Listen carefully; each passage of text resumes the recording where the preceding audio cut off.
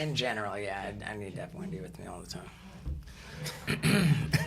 In general, I need to have Wendy with me all the time. Yeah. Yeah, she's your service support animal. Right. The first time checking into a hotel, they said, "And what task has the dog been trained to perform?" Ooh. I said, "It's mobility assist." What does that mean? Whoa. Well, I mean, I'm not fucking going anywhere without her, so she gets me where I'm going. Yeah. Yeah, mobility assist. It means That's like brilliant. you're having trouble walking. Yeah, you can't fuck with that. It's like when a woman says it's a feminine issue. You're like, you win. See you later. Yeah, hands off. Here's my money. Hey, That I don't mind keeping in. Here we go. Ladies and gentlemen, Mark Norman. Hey, comedy. Boy, that's a good-looking bitch.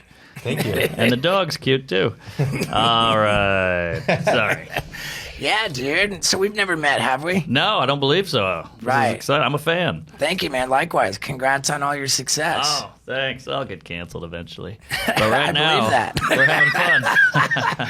I believe that. There's this thing in New York comedy where you guys are almost like aggressively just like trying to be over the line. Well, that's the weird thing is we're not. We're just doing what we think is funny. Well, we had Louis Gomez on, so maybe him. Maybe him. Yeah. He's got a knife at your throat as a comedian. But I don't know. I just like silly, stupid dick jokes and Right. Asian people are weird or whatever. That's just funny. So Yeah. and then the world changed. We never changed. That's the weird part. The world got all queefy and sensitive and twittery, but I'm still the same comic. You know? Yeah, but I feel when you go to like Portland, people love it. They love it because they swing back because they're known for being crunchy and annoying. Yeah. So they overcompensate by like, jizz in my ass. They want it hard. Yeah, and then when you go to Florida, they're like, what the fuck? Yeah. No, I don't think Florida is That's in any true. way sensitive at all. No. No. You could wave a gun on stage. Like when Michael Richards did his thing, Florida was like, bring him over here. We'll watch that. Yeah, he has a residency in Florida. Yeah. I bet he would sell out in a heartbeat. I'd go to see that. I wonder, man. I was just thinking about him. Is he in L.A. or is he in New York? He's in L.A. living off that pile of Seinfeld sitcom cash. Yeah, they just got picked up by Netflix, so they're probably doing pretty good. Mm-hmm. I wonder how the supporting cast did in like the pile of cash department. Oh, are you kidding me? Yeah, Come I on. They call it sitcom heaven when you make it into that Syndication. syndication. Yeah. Yeah. So and then Hulu bought it, Netflix bought it. It just keeps going. DVD sales, forget about it. Right. Yeah, I gotta believe that that's the case. Do you see stuff come in when you get on Netflix for Jackass or not even? Oh yeah. I think so, yeah. For the movies, yeah, we got like little slivers of back-end participation. So when the movie makes money, we get a little taste, a little sniff. Hell yeah. You could tell. I mean, it's like the older movies, it's like, almost, it's not like funny small amounts of money, but Right. it's not like, wow. What about like Jackass TV show? Isn't that in the syndication all over the world? Different deal. Like for the TV show, it was just like, yeah, you're a bitch. We're gonna put you on TV. You get nothing. Well, that's the problem with Jackass, though, is you guys, there's like 38 of you. Every time I watch, I'm like, oh, yeah, that guy. But, it's Steve-O, Bam, Johnny, Pontius, the hardcore crew, but there's always a couple of, what is it, Englert? Dave England. England, yeah. Yeah. That guy, the fat guy, Preston, and this wee man. So there's so many of you. It's like a giant, it's like the Boss Tones. Like, how do you guys all get a paycheck after this concert? Right. The Boss Tones. So like, what are your biggest like media vehicles? Like Whoa, that's a manager question. What are my biggest media vehicles? Yeah, I mean, like what, like the podcasting, things that, like the things that you've done that have really launched you. Like I we see. say. Well, that's the weird thing about the biz now is, I'm doing comedy 16 years or so, and it was all about be funny, have a good material, write new stuff, and now it's like, you got to go viral. You got to have a TikTok. You got to have a podcast. You got to have a sketch thing. You got to have a sitcom idea. So for me, I think it was stand-up and then putting the stand-up online. Right, That's the okay. key. Because the gatekeepers, they weren't touching a lot of us for a while. So Right. I put my YouTube special on YouTube, and at the time it was a failure. Like, I couldn't get Netflix to buy it, so I put it on YouTube, and it did well. And then I finally sold tickets. Oh, So- really? That's what. Yeah. That's What good. does more for your like being on Conan back in the day or being on Rogan? Oh, no Rogan question. by a mile. No Rogan by a question. mile? By Yeah. many miles. Conan's. I've done 9 Conans. Didn't move the needle. Really? Right. Yeah, one Like- Rogan. Yeah, Yeah. that's for sure. And then you opened for Seinfeld. Yeah, which that's great for me. You know, it's an honor. I'm a huge fan, but that doesn't move the needle either. Yeah. Yeah, you know, comics are like, hey, that's cool, man. And I'm like, yeah, my mom liked it, but doesn't help sell tickets. It's all about selling tickets. Yeah. Right. And then you toured with Seinfeld, or was he mainly in like New York? all It's this- sad. We did 4 shows at the Beacon. Highlight of my life. Best weekend ever. What's the Beacon? The Beacon's it's one of our big, beautiful old theaters on the Upper West Side. Okay. And that's where he always works out. And so for me to open for him there was like a dream. It's like 3,000 seats. It's beautiful and ornate and all that. That's where he works out. That's so great. I know. It's like the Wilbur in Boston, right? It'd be- Yeah, like that, but No, the bigger. Wilbur is way small. The Wilbur, But like old and mystique. Yeah. And, Yeah, and famous. You know, like that's where Allman Brothers will play or something. Yeah. And it's a great theater, so that was great. And we had all these dates on the books. Pandemic hit. So that sucked. Then he Yeah. made a fucking Pop-Tart movie. So I Yeah, haven't talked to him in a while.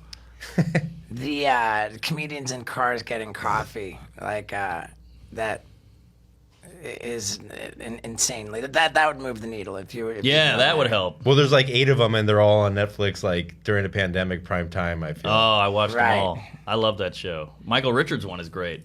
Oh shoot! They address the N-word stuff. Really? Yeah. I mean, you would kind of have to. I feel they did it on Curb Your Enthusiasm one of the seasons. That's like, They brought right. him on for the remake, and they were like, they kind of made a joke about it. Right. Mm-hmm. I mean, you would have to. You couldn't. I mean, like if we had Michael Richards on the podcast, you couldn't like dance around that. No, that's a Yeah. big N-word in the room.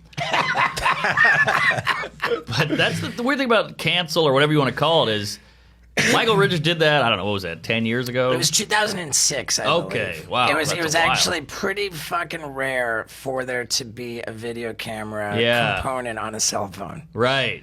That's what got him. I think that the size of that file was in the kilobytes. Yeah. Well, it killed a bit his career. But, yeah, so the problem is, like, if you murdered somebody and went to jail for 20 years and then came out, society would go, hey, you did your time, you're rehabilitated, here's a busboy job. But what he did, I don't know if you can ever shake that. That's the irony about our justice system. Yeah, 'cause Now it's like in the hands of the people instead of like a courtroom. I wonder. Because he was like killing it in movies, wasn't he? Like on Problem Child, wasn't he? Like Oh, yeah. the bad uncle on Problem Yeah, Child. UHF. He did a lot of stuff, and then you don't see him at all anymore. Yeah. But you know, It's a shame. The N-word. It's really gnarly too. Like that was just an odd way to address a heckler. I know. Really. That video got me into comedy. Yeah. No. But 16 years ago was 2006. So and the first time I ever tried stand up was 2006. oh, nice. Yeah. So How do you love it? Do you want to keep doing it? I do. Yeah, I mean, shit. I did the comedy club grind for 11 years. Wow. And, I mean, all due love and respect to comedy clubs, but, like, when that's your deal is you're on the comedy club circuit, it's pretty intense, like, Yeah. misery as It's far as, tough. like, a way of life goes. Totally. 2 shows a night. You can hear the blender, the heckles. Right. You're in the middle of a it's- crowded restaurant where they're, like, Yes. you know, like, the servers are, like, you know... I know. It's tough. Dinner theater, it's a tough gig. It's a tough gig. They're bringing chicken fingers out while you're doing a setup. And you're like, if you don't hear one word of the setup, you're not going to get the punchline. Right. And you just got a tray of buffalo wings. Right. They wouldn't do that during Hamilton. You know what I mean? For sure. That's the hard part about comedy. Right. So the comedy clubs were tough, but when I got into comedy, I I don't know. I loved it. I saw it as a challenge. I wanted to, like prove everybody wrong somehow. Like I'm gonna actually pull it off, and it was like kind of a chip on my shoulder for years and years and years. And, Yeah.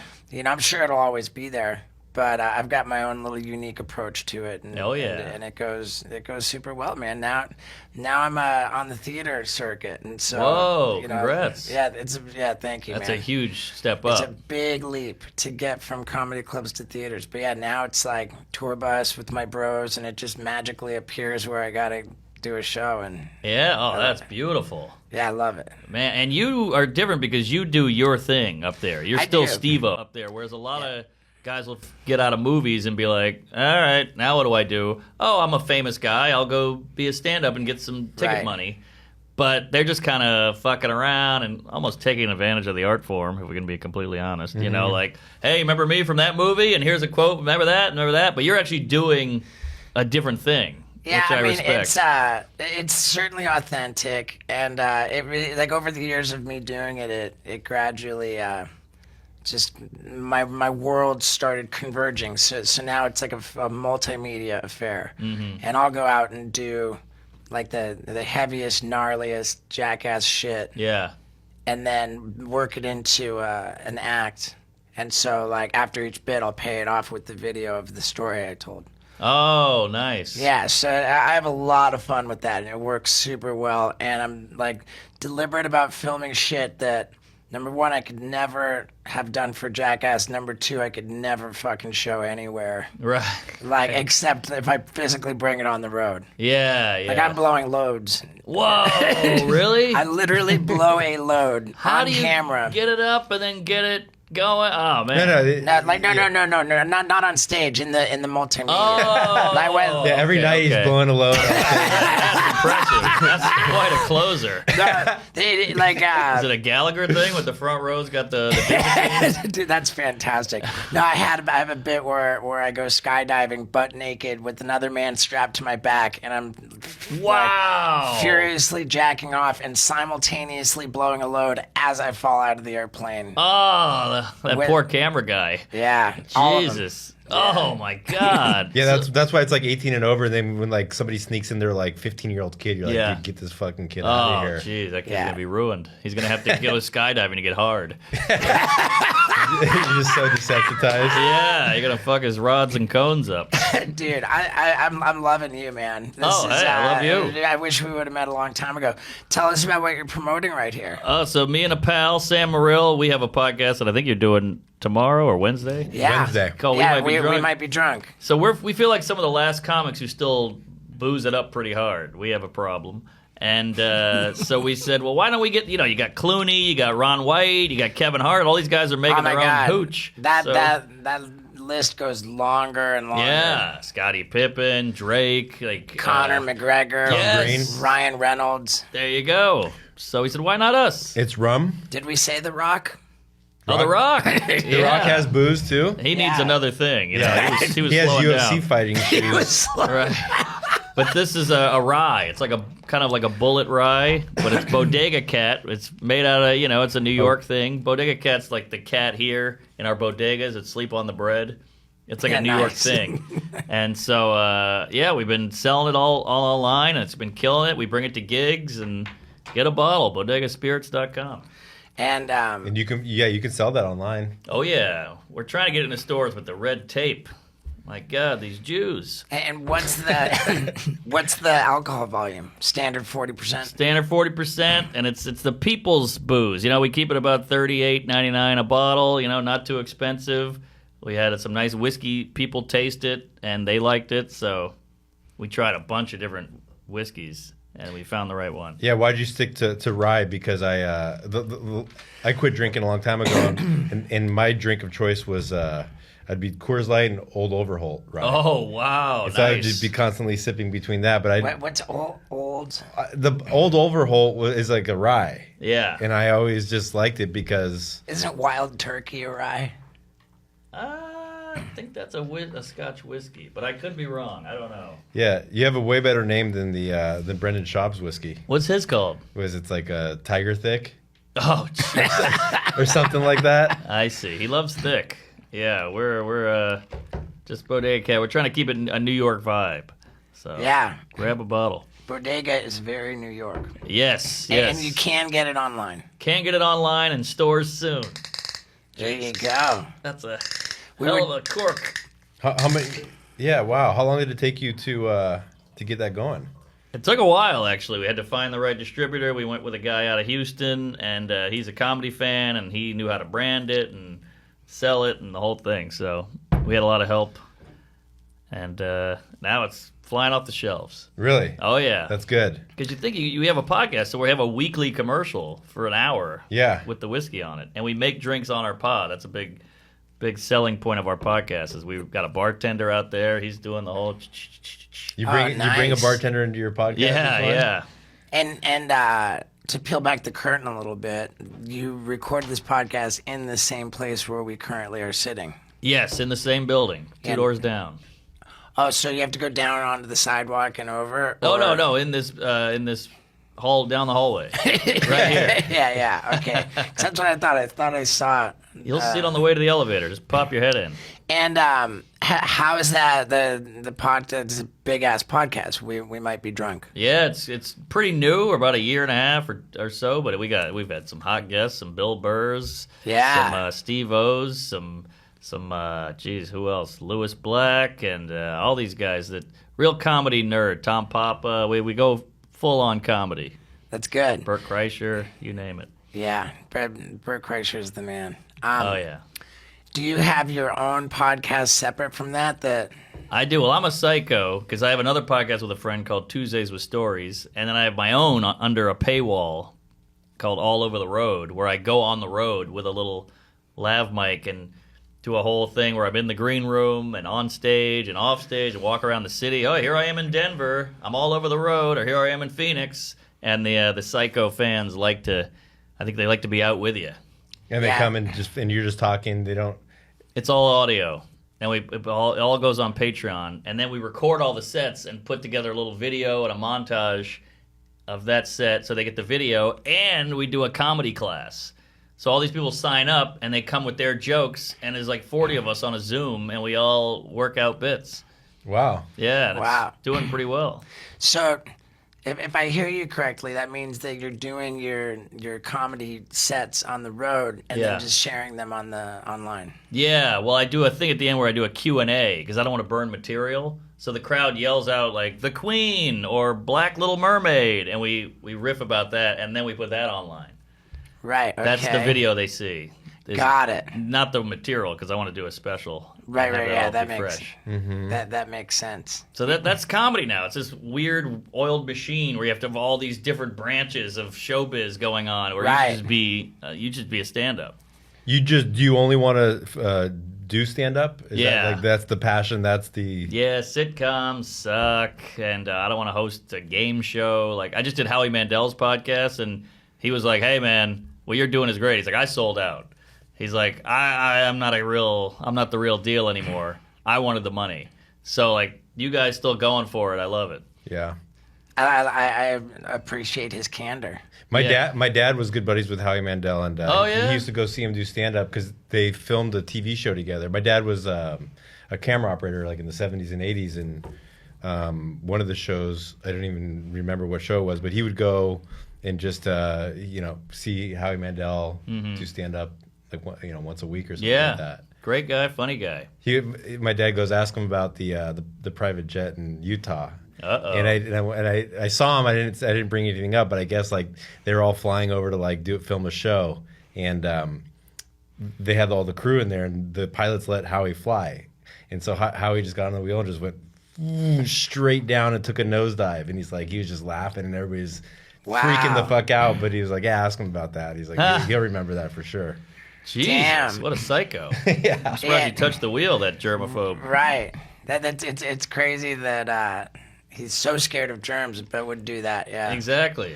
Well, that's like how most people are. Like I'm scared of germs, but I remember I was hosting this show, Killer Karaoke, for True TV, and they had like the producers talking to me in my ear. So the sound guy is doing the earpiece, and he's like, "Don't worry, dude. The earpiece is totally clean. You know, like like something mentioned like Howie Mandel. You know, like we work with Howie. We're like, don't worry that. And I said, oh, dude, don't trip, man. You know, like. I'll make you a deal. I won't worry about what goes in my ear. You don't give me a hard time about what comes out. Yeah. Because like my ears are gnarly. Oh yeah. If you look at like my my AirPod case, Oh, like same. it's just disgusting. It's orangey, waxy buildup. Yeah. I wonder how bad it is. You Let's never got see your it. ears cleaned in like Chinatown or something? No. You never done People the, do that? the cone? You go there and Oh get your... no, I've seen it. It's actually pretty mellow right now. Yeah, that's not bad. I think Yeah. mine are worse than that. Yeah. You know what's fun though? Every now and then when they get real dirty, you get the paper clip and really clean it out, and you see all the goop and gunk. That's a good time, isn't it? Yeah. I had bad ears growing up. I had ear infections, swimmer's ear. I got tubes in my ears when I was a kid because I had so much fluid. So I'm with you on the earwax. What do Yeah. the tubes do? They suck out fluid from like deep in the ear canal. Yeah. Did you swim or anything like that? Nah, I think I was just a gross piece of shit kid. I Yeah. think that's why Jackass hits home for so many people because, you know, I grew up before the internet. That's all we did was just like kick each other in the nuts, and I was a big skateboarder. Oh, really And we'd rad. jump off apartment buildings in the pools, and then you see Jackass, and you're like, other people do this too. Right. Yeah, I It's mean, dude, fun. jumping off apartment buildings into pools was my particular specialty. Really? Yeah, I was like a niche guy. Yeah. Yeah, I was You know, you're a kid, a young boy with all this pent up jizz and energy, and you hate your parents, and it was a fun release. yeah. That's so when comics put specials out on YouTube, you said that was just like you know, it felt like an L, like it was like, oh Yeah. man, you can't sell it anywhere. And now more and more, that's like the way people are doing It's it. like advertising. We just Yeah. talked to TJ Miller. Yeah. And it wasn't even like, oh, he was like, yeah, it's on YouTube. There you That's go. right, yeah. That's the move now. I mean, I remember Netflix said no, HBO said no, and I put my heart and soul in this thing, and I was really proud of it. Had you already shot it? I tried to get them to shoot it, and they said no, and I said, I bet if we shoot it, they'll buy it Right. because all the work is done, it's easy, and I'll sell it dirt cheap. And they Did- still said no. Did you make it to their specs when you did shoot it? Because their specs are pretty gnarly. I don't think I did. I don't Yeah. know what their specs are, so I guess not. So that might have hurt me as well. Yeah, I that's didn't probably think- why they didn't pick you up. Yeah, I mean it's like outrageous. Oh, Like, really? They're like their deliverable. What do you mean by requirement- specs though? Like what do they Like has to be shot in like with this, you know, level of camera. Has to 4K. be like I mean, dude, not even 4K. Like Oh, way beyond that. really? Uh huh. Yikes. And then it's like it goes on. Like they have like a deliverable requirement sheet, and it's just like, wow. Oh, jeez. I Good think to by know. by the time you've met their requirements, like you're like $500,000 in or something. That's probably why. Yeah, I think I spent $15K Attaboy. on my special, so they said no. And then Comedy Central said, "We'll buy it and put it on our digital. Like we'll buy it under our website." And I was like, "Great, I'll take it." And then they turned around and went, "Nah, you know, we don't want it." So it was like a huge, just boom, boom, boom, shot down. And I just put the fucking thing on YouTube, and then I'm gonna kill myself and whatever. And then it worked out. It popped. Yeah. Thank God. That's great. And are you pretty active on YouTube? Like Yeah, I do a video a day, like a video short or a sketch or some Wow. podcast clip, something. Just keep. It's like an IV drip. You just got to keep feeding Yeah. it, or the Feed the patient beast. dies. Do you also do like TikTok and Instagram as I do well? it all, and I pay some douche to do it, and he's nice because I can't keep up. I'm 38, you know. I'm out of touch. Yeah. Yeah. I'm old. I'm gay. I got great pubes, you know. So I know I have to do that. So this is my workaround. Like, hey, you do it. I'll pay you. Right. I need a social media guy. Yeah, it's worth it. It helps. Yeah. Because it's so shareable. You know, some guy in Iowa sees it, and he shares his friend, and then he shares it, and here we are, and now it's all over the country, and people who you never would have tapped into before. Because of See you. TikTok. Yeah, TikTok and Insta. Great. Yeah. I mean, fuck, dude. You ever think about cutting up your first special and just Cut putting it that up. all over the... I Video don't. guy. I don't have the rights to do Oh, God damn that it. because I went in my first special I did with New Wave Comedy Dynamics. yeah. Old, Oh, they got you by the balls. They're old school. yeah, I mean, I don't know. I mean, I would just, before I chopped it up too much and put it out there, I would, I mean, I'm sure I could reach out to the powers that be over there and say, hey, like, if I include something that says you can see the whole special on Amazon Prime and let this serve as promotion for it. Right. Like, that'd probably work just fine. Problem is that I did that first special, like, arguably sooner than I should have, and it's tough for me to watch. I love that. There's got to be moments, though. Sure. I love that it serves as, like, a distinct sort of a milestone of where I was at that time. Right. So that the growth since then, like, the first special to my second special is pretty night and day. Oh, really? Yeah, and then when I get this third one out, again, it's going to be even more night and day from there. So that's the way to do it. Yeah, I'm really psyched on that. And what helped me the most is bringing in the multimedia component, because for my second special, it was all interstitial added after the fact. So that forced me to film my sets, bring it into the computer, and edit in the footage, which really forced me to study the footage. It's tough to do that a lot of the time. It is tough, but it's so necessary. Yeah, it's so necessary. Crucial. That sped up my progression a lot, that I was like just forcing myself to actually really study it and work with it. And Hell yeah. It's just, I love the idea of you being like, hey, can we cut up this clip of me jizzing in midair? And somebody's like, no, we own that. That's ours. Like, I jizzed in midair. I can't have that. yeah, well, I learned from my mistakes. I absolutely own skyjacking. Oh, Yeah. skyjacking, the worst futuristic company. I did. It was crazy. See, they had this Netflix show about like who is PJ or something, like it was like a great skyjacker. Oh, really? The guys on I didn't even know that was a thing. They like went, the guy that fucking the Michael He was- Jordan. DB Cooper. yeah, He did that? DB Cooper. Yeah, he didn't jerk off. Oh, No, no. I was gonna say, famous. Skyjacking know, sounds but- like stealing a plane. Right. Yeah, but that's the thing. Is you watch that show and they say skyjacking a million times, and I'm like, Oh, that's hilarious. I'm a skyjacker too. You're a skyjacker, dude. Yeah. It was like when Technically, I'm a carjacker. Yeah. For saying that. when we went to South Africa, we were told Johannesburg is the carjacking capital of the world. And I don't know if we actually got it onto the show or not, but we said, welcome to Johannesburg, the carjacking capital of the world.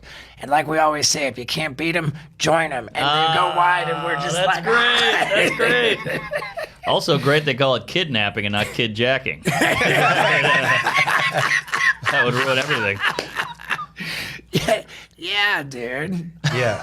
For the next comedy special, we're gonna get Steve some fake titties. Oh no way! That's for the next hour that I put together. Like, Wait a minute. Forever? Permanent? I mean, it's gonna be like proper surgery, so that like Oh my God! I'm worried about you. Ostensibly, it could be forever, but I will ultimately get them removed. How long do you think you're gonna keep him in for?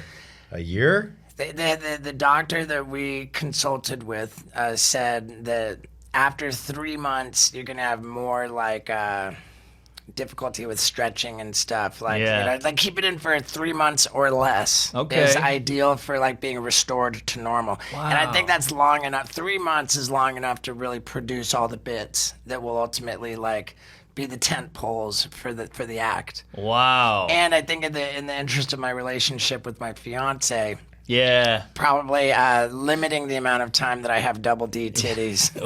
Is she bi? She's not. Oh, that would really help. Yeah, she's not. Like, she's not a huge fan of of my plan to get titties. Not a lot of people would be. Not a lot of people will. I just feel bad for your agent's other clients. You know, they're like, hey, man, you got to pick it up out there. Steve-O's getting fake tits. You haven't written a new joke in 5 minutes. I believe that that the act of getting like proper breast augmentation surgery will like generate headlines around the world. Some kind of news stories. Like, I believe it's going to be like really a big news piece, which will serve to promote. Of course. The new tour. Yeah. I plan to time it time the surgery like right when the special with skyjacking comes out. That's brilliant. So That's that huge. I think it's gonna be like kind of a. It's also kind of in the trans world, so now you're getting into that a little bit. Yeah. So. Right. I mean, there's You're breaking into new demographics. But like you should plan like a world tour, like of comedy with your fake titties. You got 3 months to do a fucking solid. there's definitely some there's ways to take advantage of those 3 months. Yeah. Yeah. I can't Yeah. wait to see them. I want to suck them. Yeah, who wouldn't want to do a meet and greet and see some titties? I know, right? Oh, you could get $1,000 a squeeze. Are you gonna shave too? Like make I them mean, look like nice? I will absolutely. I think that I'm gonna want to start out the 3 months with them nice, cleanly shaven, and then hairy. and as a then by the fucking- end of the 3 months, I'm hopefully they're just hairier than shit. Oh my God. This is great. This is so weird for me because my girlfriend, high school sweetheart and college girlfriend, was super into you, Oh wow! and so we'd watch Wild Things, Wild Boys. Wild Boys. Sorry, and she was like she had to sit on a towel. So Nice. this is weird. I feel like if you get those tits, I won. yeah, You know? Yeah, Good. then you'll have to sit on a towel. Yeah. Once you get the titties. and you're not still with that same girl. No, that was a college girlfriend. We're Are you done. in a relationship now? I'm engaged now to a lovely lady, and things are going well. Comedy's good. We're gonna get married. How long you been engaged for? I don't know. I guess 8 months, 9 months. Wedding's Nice. next month. Oh wow. Wow, Yeah. cool. Terrifying. Where's the honeymoon? We're thinking about Kenya. Oh, Seriously? Well, we're gonna go to Johannesburg, hijack a car, and then drive straight to Kenya. I want to see some giraffes. God damn it! I want to get out there in safari. I mean, the Safari's a good honeymoon. You think?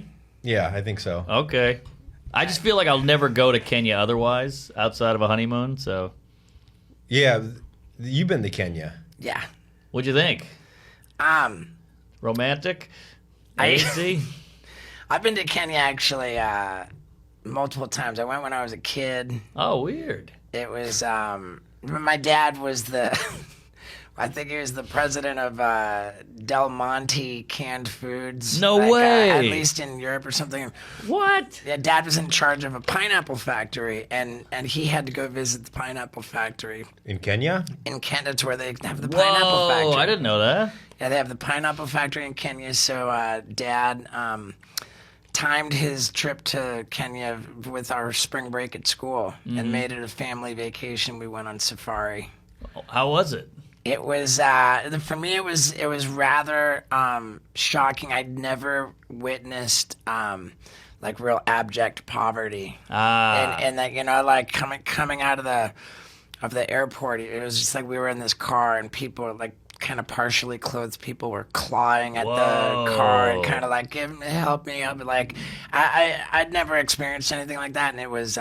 That's a I little remember jarring. it was jarring. It was upsetting, especially because I thought of myself as a bad kid. You know, like I'm just in trouble all the time. I'm not a good kid. Like Right. I don't deserve to be in the car as opposed to outside clawing at it. Yeah. You know, that was I remember that's I get that. was my takeaway from it. How old So, were you? At that time, I was, I think, 11. Yeah, it's pretty young. Right now, you know what? We went 2 years in a row. So I was there when I was 10, and I was back when I was 11. Same experience? Largely. And then what about when you went back? You went back for work? Then we went back for Wild Boys. And how was that experience? That I mean, I think that the Wild Boys that was kind of the common thread around the world was that wow, like we really in America we really have We got it made. pretty good. We really do, Like as much as we bitch. there was a lot of just poverty around the world with third world like developing countries that was tough to experience, and like universally I would always kind of people would say like where's your favorite place that you've been, and like my honest answer has always been I'm just always glad to come home. I know. The reason we can bitch so much is because we have it that good.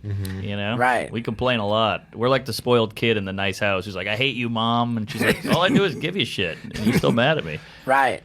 Pretty much. But the other honest answer for my favorite place is the next place that I haven't been yet. You know, like. Yeah, where you want to go? What tickles your sack? I've still never been to China. I did China. I wasn't blown.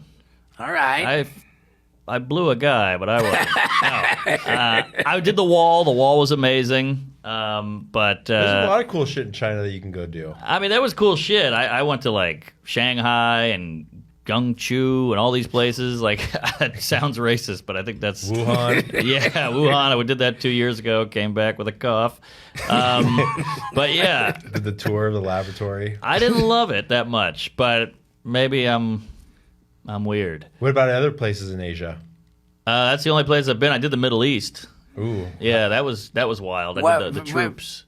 Oh, so you went there for USO stuff? Yeah. Is that why you went to China? No, China was comedy too, but they had a comedy club in Shanghai, and they flew me out and all that. So that's the only reason I went. But Did you have to be careful about the material you did at all? No, they're cool, but I just did stuff that wasn't super American. Was it like expats or was it Chinese people? Both, and the Chinese people knew English better than I did. Yeah. They're just so much smarter than us. Yeah, They're pretty smart. for sure. I wonder if it's illegal to play video games in China. Like they're so like about Oh, yeah. productivity and like Totally. accomplishments and work, and you know, like the idea of sitting on a sofa whiling away and like the majority of a day playing a video game. Yeah, they have 3 hours of TikTok they're allotted every day. That's all they're allowed to watch. No joke. Are you serious? Yeah, they don't fuck around. They want you back on that cello. Yeah. Yeah. The Chinese acrobats, man, are so rad. Oh, I believe it. Yeah, the circus is killer. Are those Nigel Houston shoes? They are. Oh, nice. How Yeah. do you know about the Nijas? I mean, I'm a skateboard fanatic. I skated for years. I like these shoes. I'm very particular about not wearing leather. You know, yeah, I'm an animal guy. Yeah. And so the shoes can't have suede or leather or, you know, anything from an animal, and that limits my options. And as far as skateability and a vegan shoe, can't beat the Nigel Whoa, Houston. vegan shoe. Yeah. That's pretty cool. Yeah, those look good. I mean, he's amazing. Like Dude, when it's I was ridiculous. skateboarding to now, talk about night and day. Like Yeah. you said, it's just gone from here to here so Right. much. You said you're 38 now. Yeah. So, like, when was the peak of your skateboarding? I guess I was 13, 14, 15. That whole, I guess it was like 1998, 99, Right. 2000. So, like, Danny Way was the shit. Danny Way, Jamie Thomas. Oh, yeah, all those Jamie guys. Thomas. Jeff Rowley, Eric Costin. Yeah. Yeah, big fan. It was Arto a rad Sari. time, dude. That was a rad time in skateboarding. That really was. Yeah, those Baker guys were wild. Day one. Yeah, day one. Oh, Rodney. 1998 was the Birdhouse The End video. Yes, that was huge. I have the VHS. Yeah. And that and Mouse and Welcome to Hell were my Yeah. favorites. Yeah, Welcome to Hell was a little older, but... Yeah. Where'd you grow up? Where I grew up in New Orleans. Seriously? Yeah. Wow, how did we not know that? Uh-oh. Spooked the dog there. I don't know. I should have mentioned that earlier, but yeah. that was the first thing I should have mentioned when I met you guys. Yeah. So when did you leave New Orleans? I started comedy, and there's no comedy there, so Right. you had to get out and move. So I moved here within like 6 months or something. So you were there for Hurricane Katrina. I was at LSU, which is Louisiana State University, which is in Baton Rouge, and that's about an hour away. But my family was there, the whole thing. The house was ruined, and all my friends' houses got ruined. It was a dark time. Yeah, it was a really dark time, man. The Hurricane Katrina was in 2005, I think, like maybe August or something. Yeah. And the following year, like early in the following year, 2006, we shot a bunch of Jackass #2 in Louisiana. Oh, really? Yeah, and it was just still fucking tore up. It was. Yeah. It was a gnarly. Why did you guys choose that place to film then? Primarily because we'd had such a great experience filming Wild Boys there, and I think that they were just doing a lot of movie production there because of like tax breaks, incentives. like the New Orleans, Louisiana in general has been a big destination for filmmaking. Oh, yeah. like Definitely. more and more. I worked on Benjamin Buttons. I worked on a couple movies in Louisiana because I was Brad just Pitt? Yeah, because I was just a movie nerd. So I was like, I'll block the street, or I'll be that guy. I'll be a gopher. Oh, And that was rad. awesome. I got to see Benjamin Button's film probably 2006, 2007. So it was right after Katrina. The whole city was fucked. And the movie magic, they got stuff going. They're like, we need a streetcar. And they're like, well, the streetcars are out of commission. They said, well, we can get one working. So they got one working for the movie. And you're Right. like, the city can't do this, but Hollywood can? Yeah. I So- think that there's really a big component too of like being deliberate about going to film in Louisiana because of Hurricane Katrina, because that business is going to help them rebuild. So, Yeah. it's a good thing. Yeah, I went to the Superdome to help out like the old people and all that, and I had to help an old guy shit. And I still think about that all the time. Just he pulled his pants down, and I'm like lowering him onto the bowl, and his old balls were dangling, and I had to wipe his ass. Yeah. It was like the first time I did something for someone else, you know. What was this for? Well, Hurricane Katrina, all these people were like displaced. Yeah, and yeah, but stuff. like, what you joined FEMA, and they were like, Well, you this- can help other people out. This girl I was trying to sleep with was helping, so Had I a was like, I'll help. grandfather there. Yeah, so I only did it for her, but I got laid. Yeah, it was worth it. Yeah, That yeah. reminds me of the story when we were talking about that you helped that guy put the Yeah, I catheter. was just thinking about that, dude. Did Like, you listen to this story, dude? it was. I had a buddy who was I suppose paraplegic. It's so funny, dude. Yeah. Oh my god, we laughed so hard with Travis Pastrana about this because he was in a wheelchair and he needed help putting the catheter in his wiener. Oh God! But then I realized that he was paraplegic. Like he. Oh, he didn't feel. No, No, he but- had the use of his hands. Yeah, like there's He's like, dude, you didn't have to do that. The guy can do it himself. That's hilarious. There's here I was actually holding his wiener with one hand and feeding in the Wow. catheter with the other hand, like I was being a great guy. Yeah, And that guy's got a hell of a story for later. You're not gonna Yeah. believe Yeah, who you're not touched the my only dick. person who's done that. Where was this at?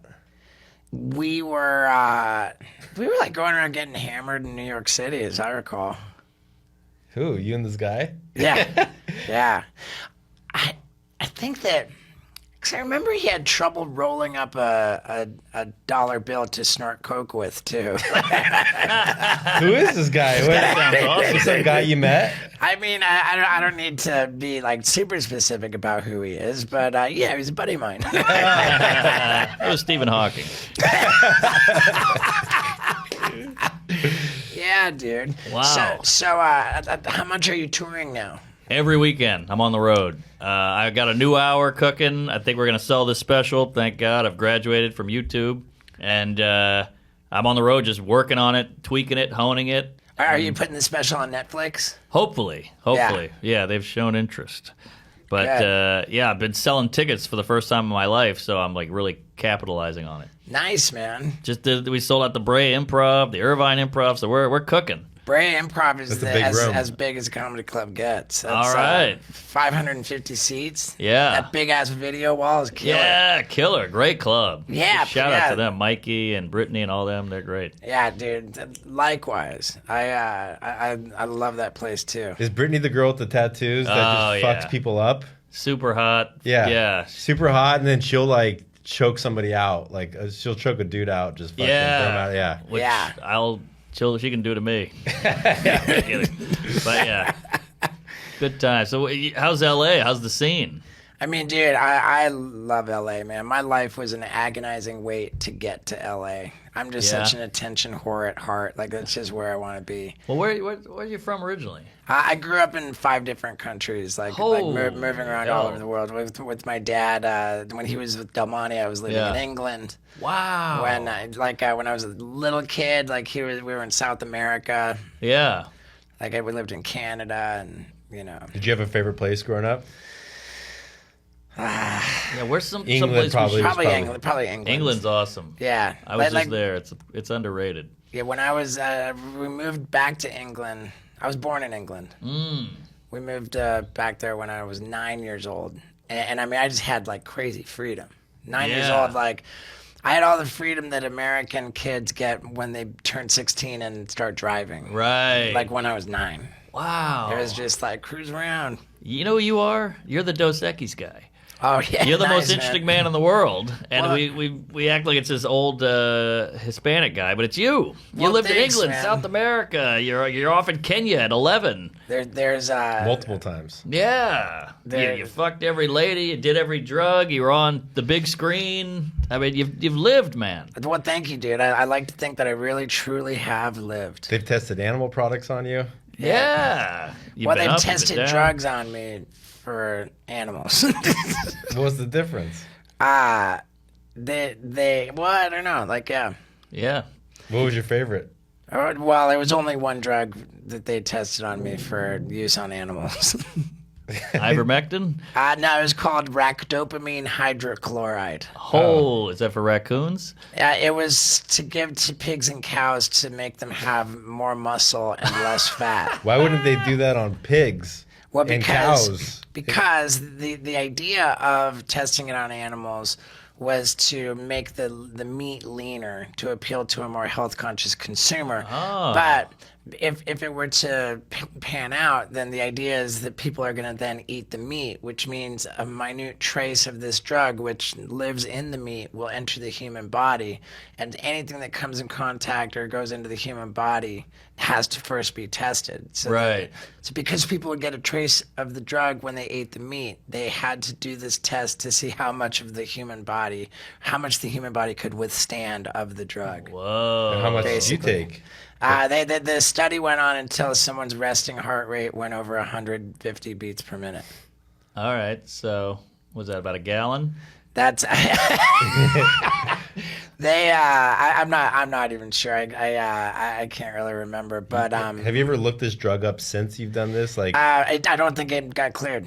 I don't think. Oh, wow. I You're the wrong guy to test it on because you're a Right. little stronger than most. There were 6 people in the study, and my resting heart rate never went, Exactly. Yeah, it never went over like 90. I don't think. with anybody else? Like, Oh my God, there was like 1 or 2 dudes were literally drenched in sweat, like fucking, like having like a rough time with it. and there's only 6 people in the world they've tested this drug on, and you were. In that study, I don't know if they had other studies, but yeah, and like normally they'll do like studies like a lot of people. This was a particularly dangerous study, so they had a smaller group. Did you have a choice? The more dangerous the study, the more money you get.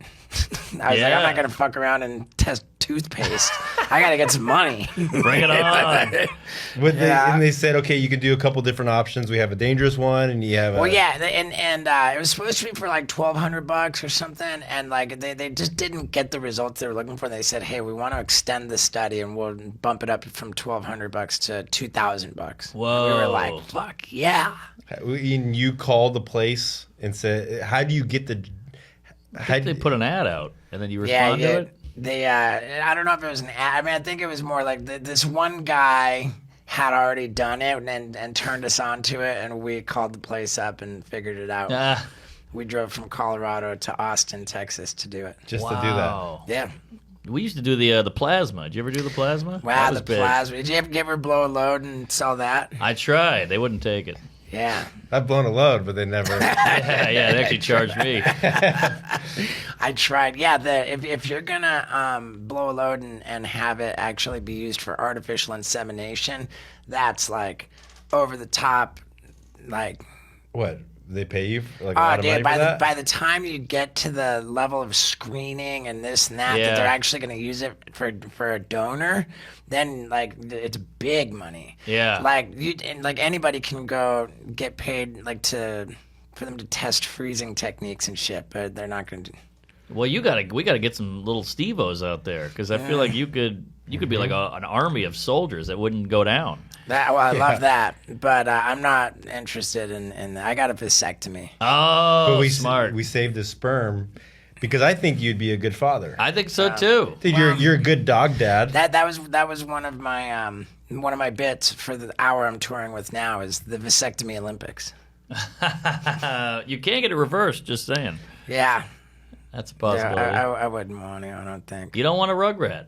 I do not. Why do you? I think I'd like a kid one day. Yeah, I think I'd want a kid too. Yeah.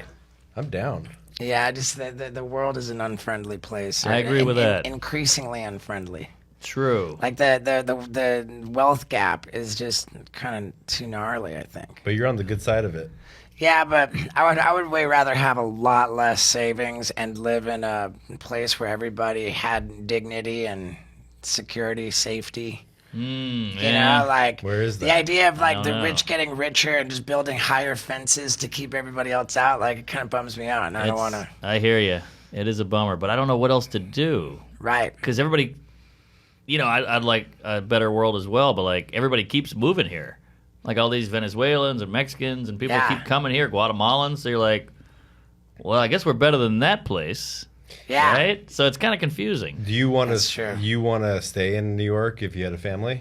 I do for a while. I think New York's kind of a young man's game. Like you see these old fogey, like some 90-year-old guy trying to get up the stairs, and you're like, come on, man, just move to Jersey or go to Long Island. Like this is killing you. But I don't think I would be that guy. But I would, the next 20 years, I'd like to live here. Oh, really? So if you had a kid, like you would want to go through the school system here? I guess. Is it bad? I don't know. Oh, shit. What do I know? I'll look into it. I wasn't planning on him going to school. But, no, I don't Homeschool. know. Yeah, I'll homeschool. But I haven't thought that far down the line. But this is all good things stuff to think about. Yeah, you see, you're a better dad than I am. And I we probably am. both don't have children. Yeah. I'm ready to watch your fucking special on YouTube. Dude. Hey, thanks, man. Give it a shot. I hope you like Jew jokes. Yeah, good. Yeah, it's pretty heavy. The I'm 4% Jewish. You think I'm going to get offended? Yeah, probably. Well, 4% of you will. Yeah. I was 4% too, but they cut off the foreskin. I will safely say that your special is linked in the video description. Oh, please. To on the YouTube version of this podcast. You just go right in the video description and just see how fucking hilarious. Oh, I think it's thanks. evident that you're a great comic. Oh, I appreciate it. Yeah, Yeah. I work hard at it, and I enjoy it. So it means a lot coming from you. Right on, man. Well, fucking A. Is there anything that we can promote other than your epic rye? Is it rye whiskey? Right, yeah, you got it. Go to marknormancomedy.com. Thanks. Mark. Oh, it's 45%. Oh, it's 45. Excuse me, Mark. The Bodega Cat. Yeah, check it out. And they can be on your website. There's a link to the whiskey as well. You should do that. So get on that today. marknormandcomedy.com. That's it. And that's got your touring. You can buy all the tickets, Merch, everything. merch, social media pages, You got it. whiskey or rye whiskey, Oh, yeah. and yeah, fucking name. And then presumably you've got the YouTube special Yep. linked there too. All their podcasts, you name it. So it's one click away, folks. Yeah, dude. Well, fuck yeah, man. What kind of merch do you do? I just do a T-shirt that says comedy. I couldn't think of anything. They're selling pretty well just because it's so vague and broad. So people are like, I like comedy. I'll buy one. Yeah. I couldn't think of a clever. And also, you put a joke on a shirt. Nothing against it, but I feel like that joke's old eventually, and you're on a new joke. So the shirt is irrelevant. So I like comedy because it's timeless. Yeah. Not bad. Does it say Mark Normand anywhere on there? Just Just a little on. I got low self-esteem, so I put it tiny on the back because I don't want to ruin the shirt yeah. with my dumb name. I like it. It's brilliant, man. Yo, dude. Thank you, sir. I dig you, man. I dig you. I dig your vibe. And everybody watch his special, buy his fucking booze, follow his social media, catch him on tour. Hell yeah. Fucking wear that comedy shirt. Thank you, sir. It's Yeah, an honor. brother. Comedy. Could he be more of an impressive comedian? What a rad dude. Fuck. And what a rad car. I was getting kind of jealous of Scott Randolph's Tesla Model Y. So I ordered one for myself. And it would appear to be totally empty. But, man, am I not kidding when I tell you I have a bicycle in here, a full bed in here, like weeks worth of like all the clothes I could possibly want to wear, tons of merch to give away everywhere I go.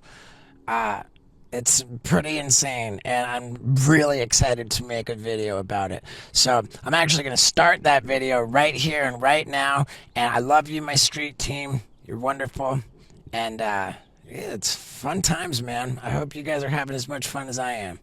And thank you for watching. Ladies and gentlemen, Louis J. Gomez. Yeah, dude. What up, doggy? Good to see you. Good to meet you. Good to officially meet you. We did the Bisping podcast together on Zoom, but never officially met before. Obviously, Right. I'm a legend, so you must be very excited. Super excited. Now you've met Scott Randolph. Another legend. Another legend. Yes. Two legends and Steve-O at one table. It's crazy. I love it. And having never actually physically met you in person, to see you, I was like, whoa, like what a substantial guy. Oh, You know, I'm a bigger dude than people think sometimes. I wasn't prepared for how imposing. Well, I also hugged you, and I got wrist control, like we were in an Yeah, you don't want wrist control. It's just I have to let people know very quickly that I could take wrist control, and it could go south at any moment. It's a psychological thing. You and Scott have that in common. Preaching to the choir over here. Do you do jiu-jitsu? I'm a white belt. I've been to 6 classes with Jean-Jacques Machado. Hell yeah, dude. Hell yeah. So- I just got my blue belt. I'm new as well. I'm Really? very new, yeah, but I love it, dude. It's so much Right. fun. Yeah. Am I correct that you were scheduled or actually did fight Jason Ellis? So, all right, me and Ellis, who I love, he's the fucking man. We are currently scheduled to fight an MMA fight, a professional MMA fight. He's done 2 professional MMA fights. I've never done a professional MMA fight. How old are you? I'm 40. He's Okay. 50, though. He just looks better Right. than me. Yeah. I don't think he necessarily looks better than you. I think that's outrageous. And regardless of what you look like, Yeah. I mean, you shouldn't be fighting at 50 years old. Nobody should be fighting. It's a psychotic thing that I'm doing, but I want to challenge myself. Me and him did like a boxing exhibition, and I did pretty good. I held my own with him. And I fought at his event. He does an event called Ellis Mania every year, Yeah. and it's just stupid, dude. Does he always fight at Ellis Mania? He always fights, and he does stupid shit. He'll fight like 10 fans in a row, or he'll fight like a professional UFC fighter, and Now- Well, he's good at fighting? Is that? he's good. Yeah, Yeah. he's good. He's like a journeyman amateur who like sort of like got really. Dude, Ellis' story is crazy. He's a skateboarder who started doing radio, then started Right. racing cars and doing MMA. So I look at like I'm very similar in that sense that like I like to just sort of like put myself out there, do things that take me out of my comfort zone. And I fought at his event, another comedian, a few years ago before the pandemic, and I had my first amateur MMA fight. And Who'd you fight? his name was Ryan O'Neal, and I kicked his fucking ass. It was great. It was the best feeling ever. He had a black belt in Taekwondo. All right. Oh man, it was. Yeah, let me not be disparaging of Ellis. I love Ellis too. He's Yeah, of course. a dear friend of mine. Great. And if he wants to fight, that's great. I mean, I was just talking to Mike Tyson about how like it's awful for people to fight in their 50s, but Tyson is the one guy who got away with it. And Yeah. got nothing but praise and money and. Yeah, I you mean, I know. think at the higher level, I think he wants to have one more fight. He knows it'll be fun because we both have very passionate audiences that are going Right. to come out and fucking go crazy for it. And I want to see if I could fight. I want to see if I could beat a guy who has a professional MMA career, winning record 2-0. And if I can. The worst case scenario for me is I get in great shape. I fucking learn to defend myself. I would have never had a blue belt had I not gotten into this stupid shit. And now, like, dude, but I used to think I was tough, dude. When I was 20 years old, I had no idea how to fight. I didn't know how to stand. I had no idea. And I really thought I was tough. I would fight anybody in the world that got in my face at a bar fight, whatever it is. And now that I've trained a little bit, I'm such a pussy. Because now I know how little I know compared to what people really know. It's a mind fuck, dude. I'm so much more prepared now, but I'm so much more terrified of the average human being. But I remember All a long right. time ago you fought Michael Bisping, right? Oh, well, we sparred in the gym. Yeah, But I yeah. saw the footage of that a long time ago. How close did you come? I mean, how good is Bisping compared to the rest of the world? Did you I even mean, come? that's- It's a silly question, but like, let me tell you something, dude. It's actually not even a silly question. but because you could probably kick both of our asses, Same time, no way. maybe. I think, I dude, mean- Steve pulls his pants down, puts his asshole in my face, and I get freaked out. You grab my legs, it's over, dude. But maybe, maybe. But I'm saying, like, then you go and fight somebody like Bisping. Like, there's not a chance in hell you can let come me tell you close. something about this is any UFC level fighter, because I've sparred and trained with a decent amount of them at this point, because I got a lot of friends that work in the business. Michael Bisping in particular is just, it is such a difference in terms of level.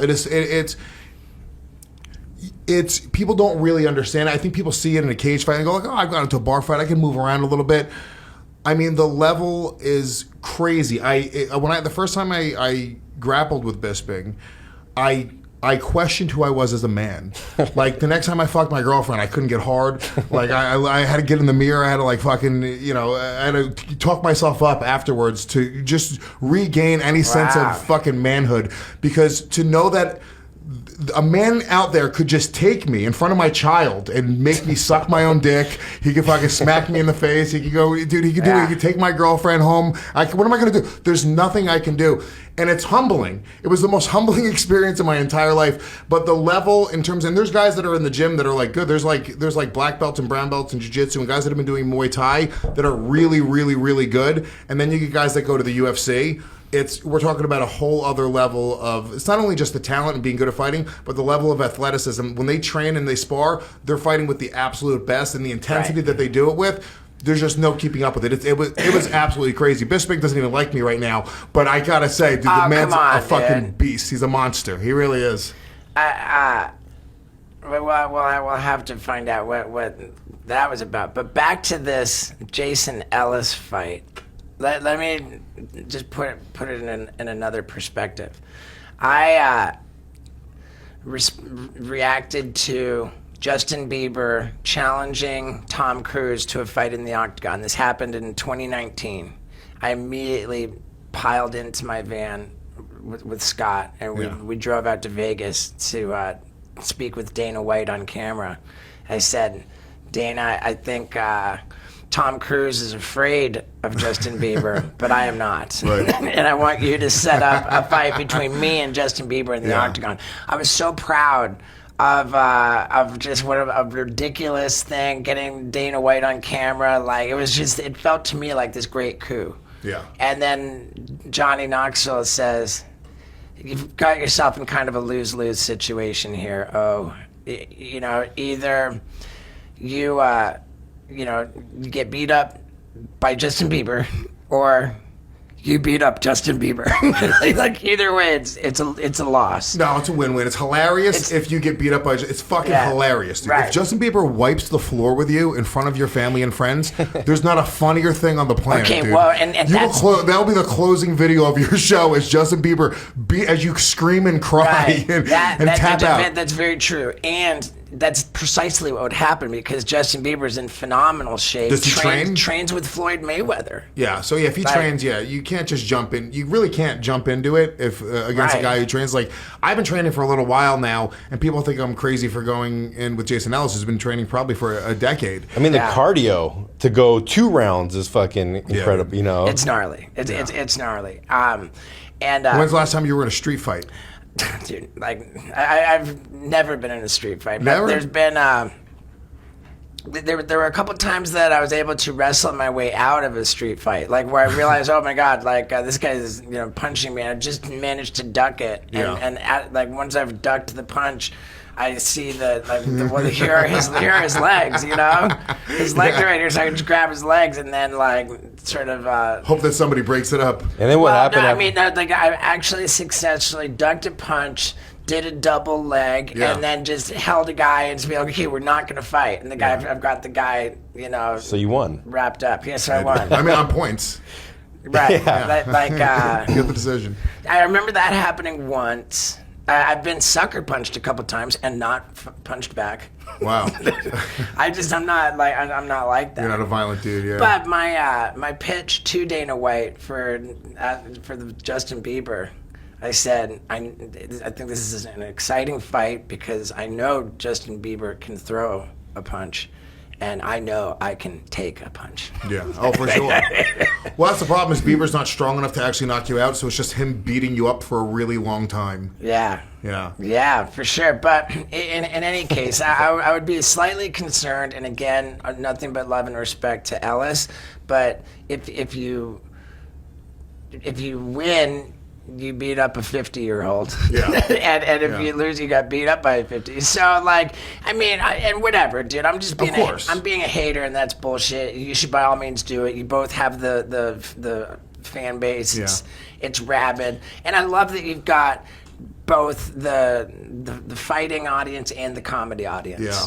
Which begs the question, what is the bigger performing podcast, the Believe You Me with Michael Bisping or the Legion of Skanks? So I left Believe You Me a little while ago. Oh, shoot. I wasn't even aware of that. No, it's okay. No, don't worry about it. And they're crushing it. Anthony Smith is now on the show, who's a former title challenger. And he's very articulate and super likable. The fucking man, dude. Honestly, he's great. And the show is great. It's still on my network. I run a podcast network called Gas Digital.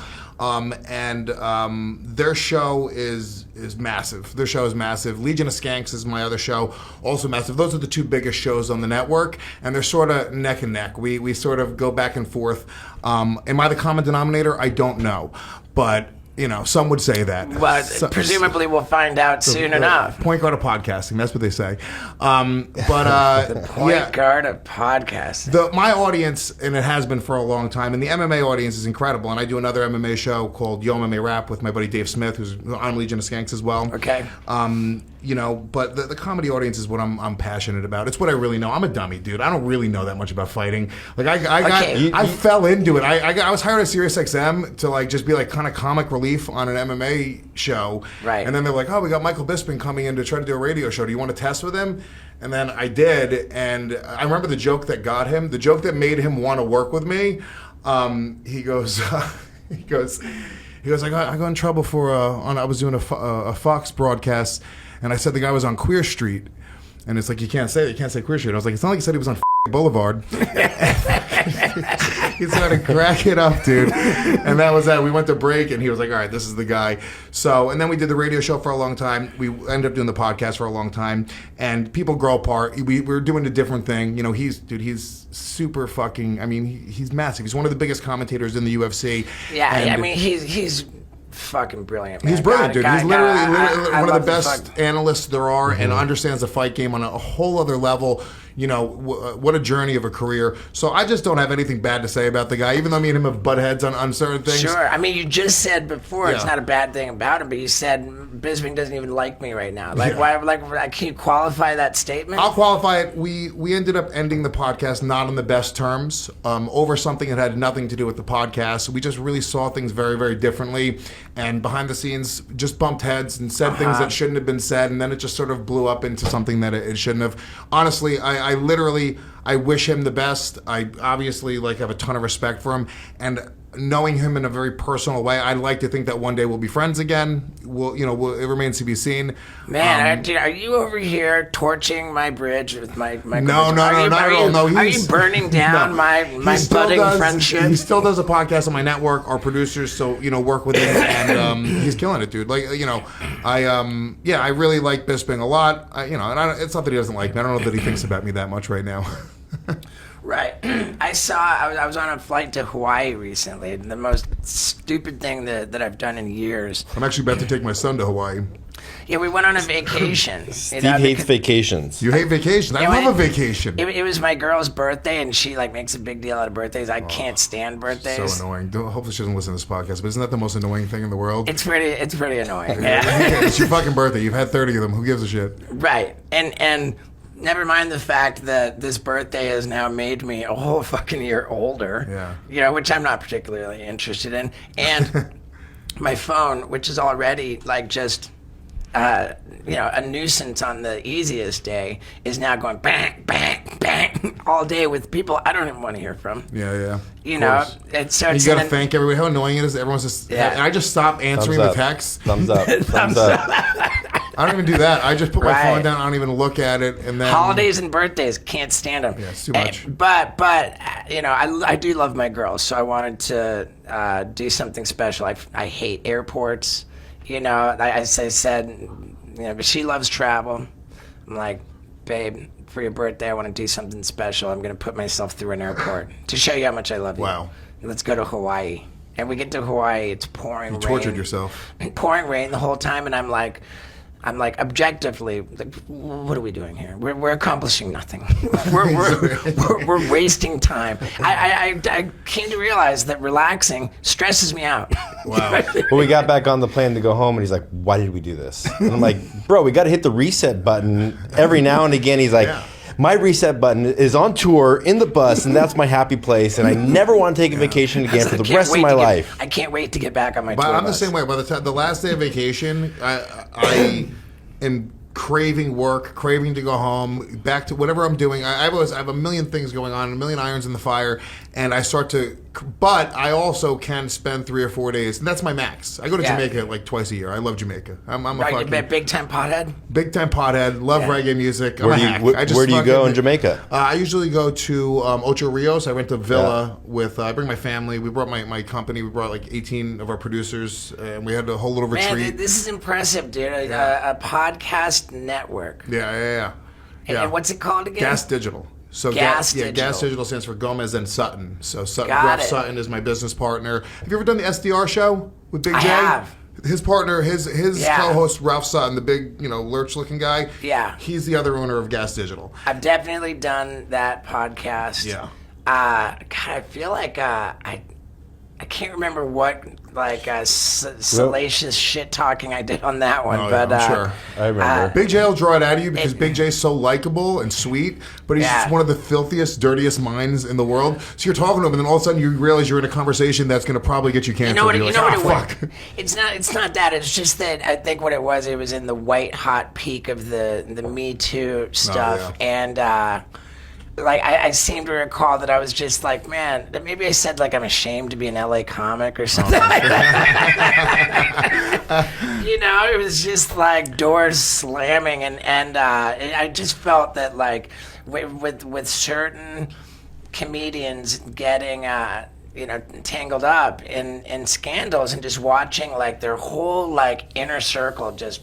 They don't give, dude, no loyalty at all, dude. I mean, it was pretty gnarly. It's crazy. That's sort of the, whatever. I'm not going to trash. There's a lot of great comics from LA, but there's a big group that just sort of like the shit hit the fan, and then they were like, "Cool, see you later." And it was the extra part was everybody coming out with their official public statements about how I never went on tour with that guy. I wasn't even friends with that guy. I don't even know that guy. Crazy, dude, crazy. Where it's like, damn, dude, please. It's just like I'm loyal like a dog. You could show me Big J murdering somebody behind a Wendy's, and I'm gonna be like, dude, it's not him. Sorry, I don't give a fuck. And behind closed doors, like, dude, why would you do that? Think about the podcast. What is wrong with you? Right. Now, speaking of Big J and fighting and comedy, it all comes together when Big J gets fucking yanked off the stage. Yeah. You were there for that. I tried to protect him. Wow, hopefully Luis Gomez doesn't try to protect me. Sheesh. But I'll tell you one thing I'm not trying to protect. I'm doing it. Is my health by using Athletic Greens every day. This is the comprehensive, convenient daily nutrition, which happens to be absolutely delicious. Pour it into your water in the morning, and it's got 75 different vitamins, minerals, whole food sourced superfoods, and probiotics and adaptogens. I'm telling you, man, this is the secret to filling in the gaps in your crappy diet. I love it. It's delicious, and it helps me think better, too. You notice how sharp I am these days? I attribute that to Athletic Greens and my love affair with them. Plus, they love you, the listeners of the Wild Ride podcast, so they're willing to give you 5 of these. If you're a first-time customer, 5 daily packets and an entire year's supply of immune-boosting vitamin D. You can't beat it, dude. To get this deal, you go to athleticgreens.com/Stevo and hurry up, because I think some of you might have pretty bad diets and need this stuff badly. So one more time, go to athleticgreens.com/Stevo for 5 free packs and a year's supply of immune-boosting vitamin D. Now let's hear about this disaster on stage. You missed the kick. I did miss the kick. So you came in to Big J's attack on stage, the attacker. and he's fucking. It's actually he tells a story in his act now. It's going to be in his special. He's recording his special at Skankfest, which you'll be at. Hell yeah, epic. So he's trashing this girl. This girl's being an asshole the whole show, and he starts trashing her. And Big J is a master of crowd work. There's literally nobody better in the world at crowd work. Like he's the literally best.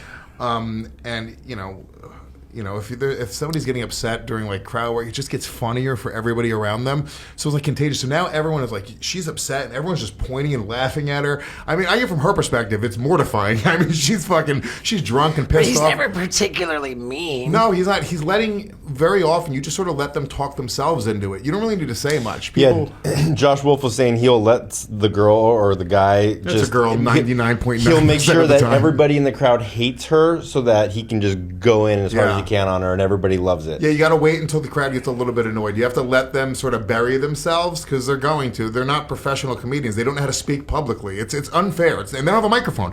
The whole It's thing like is trying crazy. to grapple Michael Bisping. It's not going to work. For sure. But so the girl's brother was there. He's a big fucking dude, and he starts making a beeline toward the stage, and the stage was like a 5-foot high Sure, like, platform it's stage. like concert. Yeah, dude. And the guy grabs Big J by his ankles because Big J assumed the guy's going to get up on the stage. I mean, and- the footage is horrifying. You would assume that he was like badly badly injured. injured. Luckily, the guy pulled him. Jay landed on top of the guy and squashed the guy. Oh, nice. And then, we didn't do anything to him, obviously, physically. We would never do anything to him, nor would the fans. But that guy walked away. For some reason, he was bruised, and his eyes was like, I don't know, he said somebody maced him. It was weird. I have no idea what happened. But our fans, they were right there, and they So were ready was- to have some words with the guy. What was more... But anyway, so when he grabbed him, though, I saw it happening, and I ran out, and I'm just a fat oaf, and I have no coordination. So I tried to kick the guy, but I missed, and then Jay got pulled off the stage. So what was more embarrassing, trying to defend Jay in that situation or grappling Michael Bisping? Grappling Michael Bisping. Oh, Jesus Christ. Jesus Christ. He made you suck your own dick. He made me did. To completion.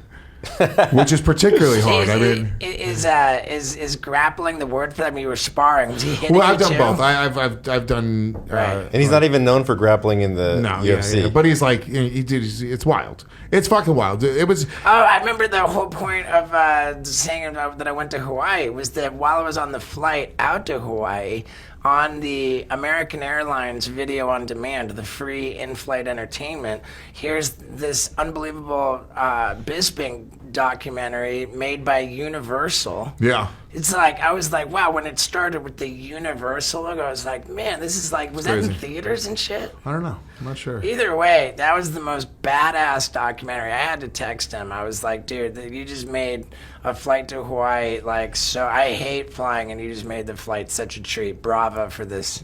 Yeah. And he said, I wish I was on a flight to Hawaii. I'm like, I don't get it. You're like, Probably yes. How do you hate fun? What's wrong with you? I worked over there. Did you not work in Hawaii? I mean- I worked like every We morning. were Like, supposed to go to Key West this past weekend. We went to Key West. Why I'm covered in bug bites because no-see-ums ate me alive, dude. Oh my god, No-see-ums. dude. No-see-ums. Have you ever heard of them? No. They're little tiny mosquitoes that you Right. can't fucking see. They're like they're called biting midges. scabies. Dude, I have scabies, so I have AIDS and Mosquitoes. mosquitoes, dude. Crabs. That'll get us in trouble. Maybe, yeah. I'm sorry, little person mosquitoes, and yeah, dude. I personally think little person is a way more offensive. yeah, It's way condescending. More, it's so condescending. Yeah, it's like darky for black people. It's awful. You can't say that, dude. I don't know that. It's really, I'm saying it's offensive. I agree with you. We agree. That's what I'm I know, saying. but the difference here is that little person is deemed the appropriate I politically know. correct thing to say. Fucked up. I know. Yeah, that filth that just came out of your mouth was never sanctioned. Never. Well, that's what I'm saying. That's what it would be like if they did sanction that. All right, That would be right. awful. Okay, there we and that go. would be a bad thing. We've now cleared the air. So I was in Key West though. We were supposed to just take a little like work trip. So because we're planning Skankfest, me and a couple of the producers. Where is it again? It's going to be in Vegas. Vegas. Okay, Vegas, great. yeah. And I know that we're not supposed to announce that I'm on it, but No, I did with Big J. Yeah. And I'm doing it with you. I love you guys. Until we were sold out, I think we were. But we sold out in like 4 minutes. What can somebody expect at a Legion of Skanks So show? Skankfest is like it's sort of like the gathering of the Juggalos, except with stand-up comedians. yeah, kind of like that's a great way That's to how put I it. That's a figured it. great elevator pitch for it. So you've obviously talked to somebody about this before. Nah, but dude, check out my Hatchet Man tattoo. Oh hell yeah, dude! Okay, so you'll love it. Then. I'm down with the clown. You'll be fucking down. So our audience, the best way to describe it, it's a party. It's festival's a weird way to put it because you go to a comedy festival, it's at a bunch of different venues. It's one big venue, a few thousand people that are going in. There's like 4 or 5 stages that'll be going on simultaneously within the venue. Sure. Common areas. It's super counterculture-y. Everyone's just having a great time partying. There's always something going on, whether it's stand-up comedy, live podcast, music. We have a bunch of musical acts. There's lots of arrests, lots of STDs transmitted. Well, yes. There's plenty of drugs. Yes. There's like all those. It's like a things fire fest, but well, people yeah. don't I die. mean, when you say it's not like a comedy festival, because comedy festivals do have all different venues all over town. Yeah. But it's very much like a concert festival Yes. in that there's one venue just with many different stages. We got the idea, or basically the idea was from I did a few cruises, right? Have you ever done like? I used to be a clown on cruise ships. Like Okay, a so you know. professional clown. You know then, all right. Now, if you've seen theme cruises, I'm sure, where it's like, I did a thing called Shiprocked, where it was a bunch of heavy metal bands, and then they had like a comedy stage, right?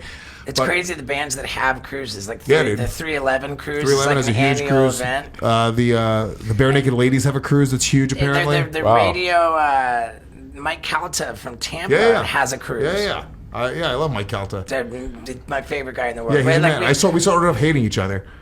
Oh yeah, okay. Yeah, we did. We did a podcast together, and we just didn't. I didn't know who he was. He didn't know who I was, and it was just we did not like each other. Wow, and now I love the guy. He's the best, man. Yeah. Like we always make a point to get together for a dinner or lunch. Yeah. And then afterwards we kind of graded on how awkward it was. Like we you sit down. It's like what are we doing here? You hate fun. Steve-O hates fun, guys. When you smoke, Why are we even eating? cubes. I should be on my tour bus right now working. Right. Why am I eating breakfast? But we're always like, this should be awkward, and it was surprisingly not that awkward. Like we're bros. I got matching tattoos with Mike Calta. Oh, nice. We got the which elbow is it on? Yeah, right here. The Grinder app logo. Me and Big J have a few matching tattoos. We have Dave Smith is the other guy that does our podcast Yeah. with us. So we both have half hearts, and mine says Smith and his says Dave. Because Nice. Dave won't get any tattoos. He's like a born and raised Brooklyn Jew. So he would Okay. never, not even like we tried to get him to just get like a dot tattooed on him. Yeah. I Nothing. mean, dude, that burning Jesus hell. had tattoos, dude. Yeah, that as well. Jesus had tattoos. That was offensive, actually. Jesus Christ, dude. Really, How dude? dare you? Yeah, dude. Okay, But so the cruises, though, we took the influence because you go on a cruise. On one deck, there's a show going on. Half an hour later, another show starts on another deck. There's a meet and greet over here on another deck. But the thing is, you can't escape it. Like, everyone's eating together. All the bands, all the comedians, all the audience, they're all partying the whole time. You can't really escape them. The bands don't have their own private. They have a deck, but honestly, it's not really fun to hang out on that deck. Nobody's there. So, like, when I did the Impractical Jokers cruise, all the Impractical Jokers were hanging out amongst the fans. They Dude, didn't- how huge are those dudes? It's crazy. It's I mean, crazy. are they- It's so weird to just even to know my friends are famous because comics grow up. We're all eating shit. We're all poor until one day when we're not poor. Right. And then it's not even like we're not rich. Like I make good money for like a high end car salesman. There's guys that are fucking selling Lexuses and Mercedes Benz that might actually be doing better than me right now. That's where I'm at. But all of my friends, like, it's very weird to watch them get famous, right? So you came up like early career with the Impractical Jokers before they had that show? No, I came up with a lot of comics though, and Sal's been a friend of mine for a long time. They were already pretty big when I became friends with Sal, but it's interesting he has that attitude. Those guys were just dudes that worked at a bar that were doing like improv shit, and they don't have sort of like the ego of like, I think a lot of guys that get famous, you go through the audition process and you're acting and you sort of Right. get built a tough skin and you're in Hollywood, it's a different path. With comedy, it's sort of like, it's kind of cool to be poor. I think anybody who achieves like big success, wealth, fame, whether it's comedy, whether it's acting, no matter what, I think you can't become famous without having some growing pains. Oh, you got to eat shit, of course. Yeah. Like you turn into an asshole. You get bestowed all this power and influence, and you're gonna abuse it. And Yeah. I'm just glad that in my case that was fucking 20 years ago. Yeah, there was no social media. Before everybody had a video camera in their pocket. Polaroids. I know, dude. Yeah. And I'm extra lucky because now I've been clean and sober for 14 years. Yeah. And 14 years ago, not everybody had a video course. camera in their pocket. Yeah. So I'm sure. real lucky. I know what it's like. Oh yeah, it's fucking crazy. But it was just sort of like we also were in comedy. I don't know if they romanticize it the same way in acting, like just sort of grinding and being a poor comic and fucking sleeping on somebody's couch. Like it's part of like you sort of love it in a weird way. Like you're just kind of getting up every night. You're going to open mics. You're trying to get laughter and fucking. That's the currency is just like getting up on stage and like that's all you sort of need. I don't know if it's as and I've acted. I've taken acting classes. I've done a ton of auditions. It just was never, or maybe for me anyway, I never sort of like, that grind didn't feel the same sort of romance and sort of like... Yeah, what's your take on the difference between East Coast and West Coast comedy? And by West Coast comedy, I mean Austin comedy. Akash from Flagrant said that yesterday. That's hilarious. That was pretty funny. But yeah, I mean, I think that, those guys are... There's really no difference because nobody's from New York or LA, right? So everyone's from Boston or Philly or what. All the best guys that are now in New York are from Philly or from fucking some other town. All the best guys in LA, were born and bred in Boston or New York. I think, in New York, everyone's trying to grind. Nobody really gives a fuck about like status in New York. Whereas I think in LA, it's just a little bit more... Well, I mean, if you can you have to have status to get a spot at the Cellar, right? Isn't that be sort funny? of Status, not as much. So that's a great example. So in New York, to get a spot at the Cellar, if you're really funny and you're poor and you have no TV credits and you're just starting out, you can get into the Cellar. You can. When I got into the Cellar, I wasn't shit. I had nothing going on. They just, honestly, my story of getting into the Cellar was crazy. It was when Tracy Morgan got into that crazy bus accident. Damn. He had a couple comics on the bus with him that were Cellar comics. Artie Fuqua, Harris Stanton as well. And they both got massively injured. Artie was really fucked up over it, right? And Artie was like the regular host at the Comedy Cellar. Like the dude, you might know him if you've been to the Cellar. He's a tall black guy, really handsome, very charismatic. Did he get like obnoxiously wealthy out of that lawsuit? Obnoxiously well. He's different fucking fitted suit every day now. He's like, dude, I would take that in a heartbeat. Are you kidding me? But he was the house host at the Cellar. Like I'm talking about 5-6 nights a week. He was the guy. When he got in that car accident, they were just like, they were at a loss. They didn't have any hosts, so they literally they booked me. I didn't even audition.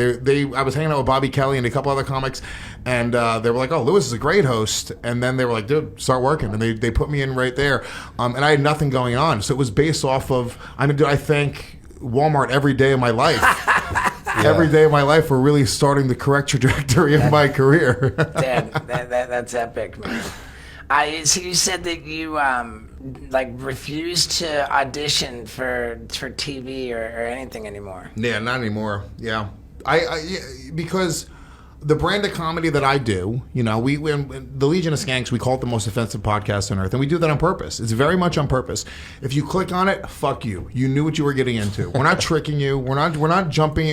I'm not jumping into your TV screen and going, hey, I do a mild version of my comedy. When I come on this show, I'm not doing this shit that we do on Legion of Skanks because I'm a guest here, and that's not what people are here for. People are here to listen to your brand of your comedy and then the interview that you want to have, right? So I have a very... Wow, so you're withholding? Give me you don't want me... Give us a little sniff. I threw Darky out there. You guys almost fucking had a heart attack. You don't want my brand comedy. Jesus Christ, I saw you guys fucking hit the edit fucking like... No, I mean, I wasn't worried about editing. No, I'm kidding. But my philosophy is like... you have to come and see what we do. We have a platform. We have the premium service. So the versions that go out on iTunes and on YouTube, they're edited. We bleep out certain words. We edit them down.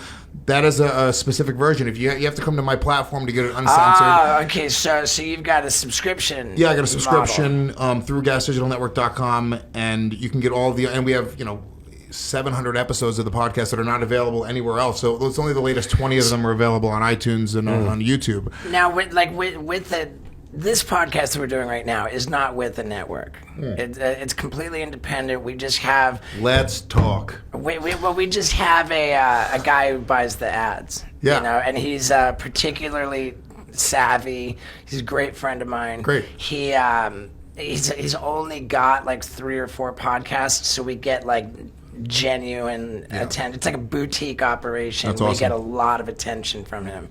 And I just don't understand, outside of the actual shopping or selling of the ad spots. Yeah. Why would you need what a does the network? network do? Oh, for certain people, they don't need it, right? Certain people, like Tim Dillon was on my network, and when he left my network, he blew the fuck up, right? But it wasn't right for him. He wanted to do his Patreon thing. He wanted to go out there and do it independently. Is it production help? Like production help? So we have studios downtown. They're gonna edit for you. You don't have to hire an editor. 2 producers, social media manager, post production guy. All the clips get edited for you. They get captioned. Okay. We have the actual studio space itself. We have a beautiful studio What downtown. about the booking? Booking of guests. We also guests. have 18 producers on staff, so we have meetings every single week. We have 2 meetings a week. They have a creative meeting, and then we have like sort of a meat and potatoes number meeting. So we're sharing data, what works for this podcast, what's not working for this podcast, the new algorithms, the new platforms. When YouTube is launching their new version of TikTok and Reels, and when Reels launch. Just sort of understanding the landscape when you have a collective mindset, which the goal is to grow everyone's brand and make everyone more money. There's massive benefit that outweighs the 20% or whatever that we're going to take of the profits of the show. Okay. Now, when you do Don't get me talking business, Steve-O. when you do a contract with a podcaster to get them into your network, the contract would have to address AdSense revenue from the YouTube channels. And what would be the split on that, just as an example? So if you're on your personal YouTube channel, we don't take any of the AdSense. YouTube revenue. We take none of that. We sell our own ads. We actually have our own ad sales company separately from Gas Digital. So we sell our own ads, and we make money off of subscriptions, and we have our own merch company as well called podcastmerch.com. And do you do the fulfillment for the merch? So no, we were, but it was a fucking nightmare. We were like, we got this. We could just part-time do the. No, it got crazy. So we have a partner that does fulfillment here in New York City, and that's a whole other fucking business. Does the merch? Do you establish an inventory and then sell it down, or do you print the shirts after they've been ordered? We do both. So depending the really popular designs, we establish inventory. We do print on demand for certain designs, which is a more expensive process. Or very often we do like pre-sales. So we'll do like for this month you can get this shirt, limited edition. Once a month is over, that's that, and then it ships out after. How long does it take you to turn around the pre-sale? Like, okay, we got 100 orders. Print. He just said end of the month. 2 to 4 weeks. So, but after the pre-sale's done, so let's say we do a 2-week pre-sale. Right, then you're gonna only print as many as you sold. So that's the best margins possible. That's how to that's how we make the most money off of, and then it's also limited edition. So you say this shirt's going away, you'll never get it again. Right. I mean, dude, the Bad Friends guys, Bobby and Andrew. Yeah, they kill it. I'm sure they're destroying with pre-orders. Mm-hmm. Yeah.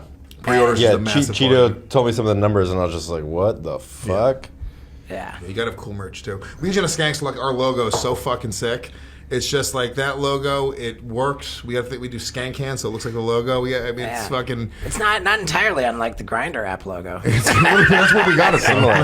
There's a lot of them. It's like the Grumpy Coffee logo. Sure. I think there's a Korn album that has something like that on it. Yeah. We're hacks. We're hacks from the '90s though. Big J opened for Korn. I know he loves. He tells everyone. And John. Anyone else hears that and go, yeah, dude, that's fucking gay. But when Big J, he loves it. He gets a tear in his eye every time he mentions 100%. it. and we spoke with Jonathan Davis, the lead singer of Korn, who just gushes about Big J. Oh, he does. Oh, dude, absolutely. So check this out. We did a thing called the presidential election on Legion of Skanks during the pandemic. It got crazy, right? And we were like, we're gonna make a president of Legion of Skanks. The old hack radio bit, right? And me, Dave, and Jay were running, and then Ari Shafir jumped into the mix. Do you know Ari? Of course. Dude, he's the fucking man. Ari's one of the sweetest people in comedy, one of the funniest people in the world, and he brings the best out of us. He's a prankster, and he's just got there's just something about him, dude. This whole we had a. Is Ari Shafir the definition of they can't cancel you if you don't give a fuck? Yes. Okay. We gave Ari Shafir a lie detector test on the show, like a FBI grade lie detector test, and we asked him if he regretted the Kobe tweet, and he said no, and he was not lying. He did not regret it at all. I mean, that was like, and then we also asked him if he found Brendan Schaub funny, and he said yes, and that was a lie. That I saw. What about? But the election. So what about? Does he regret dosing Bert Kreischer? Did you ask him that? No, but during this election is when he dosed Big J. Oh, but he did it after. He dosed Big J with acid. It was fucking nuts, dude. Well, all right, here's what really happened. I tried to dose Ari with acid. Right, and he knew it was happening, so he switched his drink with Jay. I told Shane Gillis, like an idiot. I told Shane Gillis, I was like, dude, I'm going to do it. I was like, Ari's going to win the election today. This whole thing is stupid, okay? Like, Ari's going to come in and become the president of Legion of Skanks. He's not even on the show. I was like, I'm going to dose him, though, to get back for Bert. I put a tab of acid in his beer. One tab of acid. Ari loves acid. You put the piece of paper in there or a drop?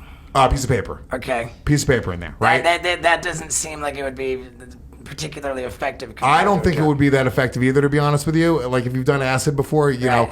But he finds out. So you see that it's all on camera. You watch the whole thing happen, right? At one point, Big J makes the audience laugh. He's kind of eating it up because we have a whole live crowd there. Big J's in on it. He thinks that Ari's getting dosed. He thinks Ari's being dosed. But doesn't know that Ari switched their drinks. So Ari leans over, switches the drinks. You see Shane like, oh shit. And it's on camera. When you watch it back, it's wild. It's a wild thing. And Big J, sure enough, he drinks the whole thing, dude. And then Ari starts acting like he's on acid. And so I'm like, yeah, I fucking got him. So I get really into it, right? So at the end of the show, like Ari's like, you're doing all this. He's acting. So I was like, oh, that's it, Ari. I got you. I dosed you. And then he comes out of it and he goes, you think you got me? He's like, you think I fucking knew you were going to do that? He was like, when you weren't looking, I switched your drinks. And then Big J realized it. You see Big J's face. He's like, dude, I don't feel right now. I don't feel right. What's going on? Dude, Big J stayed up for 48 hours straight. 48 hours straight. He told me about it. Didn't trip. He just mad at his friends. So the only effect of the acid was the negative thought, like the when you have a bad trip. I don't know how much acid you've done in your life. I've done a fuck ton. Yeah, dude. So when you have a bad trip and you have that negative fucking thing and you can't shake it, that was him for 48 hours. He hated his friends. He wouldn't answer anybody's calls. Now, is it safe to say that in the world of Legion of Skanks, 2 wrongs do make a right? Look at me. It created one of the funniest moments in podcasting. Big J is still salty about it to this day. Where can they see this video? It's up on the YouTube channel. If you look up Legion of Skanks, you can watch the YouTube. What I would do is I would go watch it on gasdigitalnetwork.com, subscribe with the premium service, use the promo code LOS, get a free trial. You can go watch the entire series that we did of the election when it starts right up until the end. And we did a trial afterwards on whether or not who was more responsible for Jay's dosing, me or Ari. It was a really fun. It's a fun show, dude. It's so silly. We say all the dumb words you're not supposed to say, right? So now, I got to believe that on YouTube that's a very, very strike-worthy. No, we bleep offense. Everything out. Yeah, I know, but just the showing drugs, and showing someone being.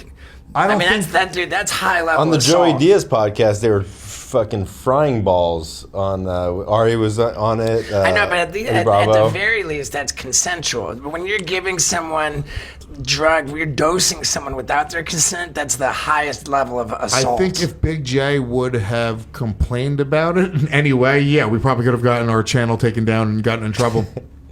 But the reality is, like, it's cool.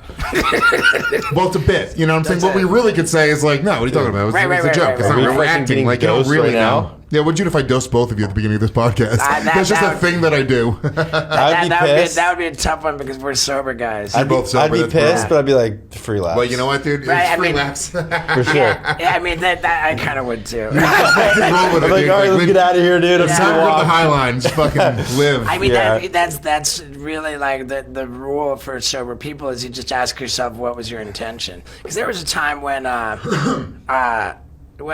asked for a water, and the guy brought down. It was like a fucking gin and tonic. I had no idea. Took a sip, but did it fuck with you a little bit? It absolutely fucked with me. Yeah. However, like in your heart what your intentions were. Like that was an accident. Well, so then the guy that. This guy was driving an Uber, and these girls left a little Altoid box, and when they got out, he opened it up, and he was sober. He had like 4 or 5 years. Yeah. He opened up the box, and then there was a bunch of dust in there, so he's like, fuck it. And he snorted it. See, that's crazy. It was Altoid dust. Well, that's So is that a relapse, or what? That's a relapse. That's psychologically a relapse? That's like, but no, that's not a relapse because the drugs didn't, I mean, it was like. It's not a relapse, but when you're talking about the intent was to relapse. He was like, fuck it. I guarantee that guy's not still sober today. For sure. No fucking way, dude. Fair point, but at that point it wasn't a relapse. Yeah, not technically. I'll give him that. Fine. Yeah. In a court of law, it's not a relapse. Right. Yeah, that's heavy. Yeah, dude, It's kind of like if you're in a committed relationship and you hit on a woman and she rejects you. You've not cheated. You tried, but you failed. Yeah, your girl will. That will You're not. done. I've gotten, dude. Oh my God! Actually, speaking of which, you said you had to go to rehab for being a sex addict. Yeah, I need to know if I'm a sex addict because I very well might be. Do you have shame in your life from sexually acting out? And shame is a big one, but is it causing problems in your life? I mean, that's the definition of addiction: is continued behavior despite consequences. Has it caused problems? Cheating has caused problems in my life. There you go. That's where it's caused problems. I'm not currently in a relationship. I think the level of sex addiction that I have now, which is I constantly need sex. I mean, dude, it's a time suck, man. Yeah. It's the most fucking... Oh, that's my favorite type of sex, being time sucked. Dude, I fucking love it, dude. Yeah. I mean, like it's like there's a lot of stress with like, man, what did I just put my dick in? Like, oh yeah, God, dude, I gotta yeah, like dude, with the health concerns, especially like Scott's a particularly like problematic type of sex addict because he's a germaphobe. I'm a hypochondriac, but I hate condoms. No, but Yeah. So I convince myself that I have AIDS daily. Yeah. Just a fucking, dude, I've made out with hookers. I've gone down on them. It's a goddamn nightmare, okay? I just want to say I'm profoundly grateful for my over 5 years of sexual sobriety. My dick's not been anywhere it doesn't belong. Wow. For over 5 years, I've lived transparently and honestly in a committed relationship. That's great. And done the I right want to be thing. there. By the way, that's what I want. Like, Right. now I'm getting a little older, dude. I got a 9-year-old kid. I mean, dude, you you're know. 40. As I approached 40, I thought, oh my God. And I had a joke in my stand-up back then. I was like, you know, I'm approaching 40, and I'm asking myself, like, do I want to be in my 50s, like chasing pussy around, trying to hump everything that It was the moves, most important thing forever. like, do I want to be 50, physically falling apart and trying to fuck everything that moves? And no, I don't want to turn into Pauly Shore. Yeah. Who will also be at Skankfest. I love him. I love him. But that was one of my jokes. And when you That's talk funny. about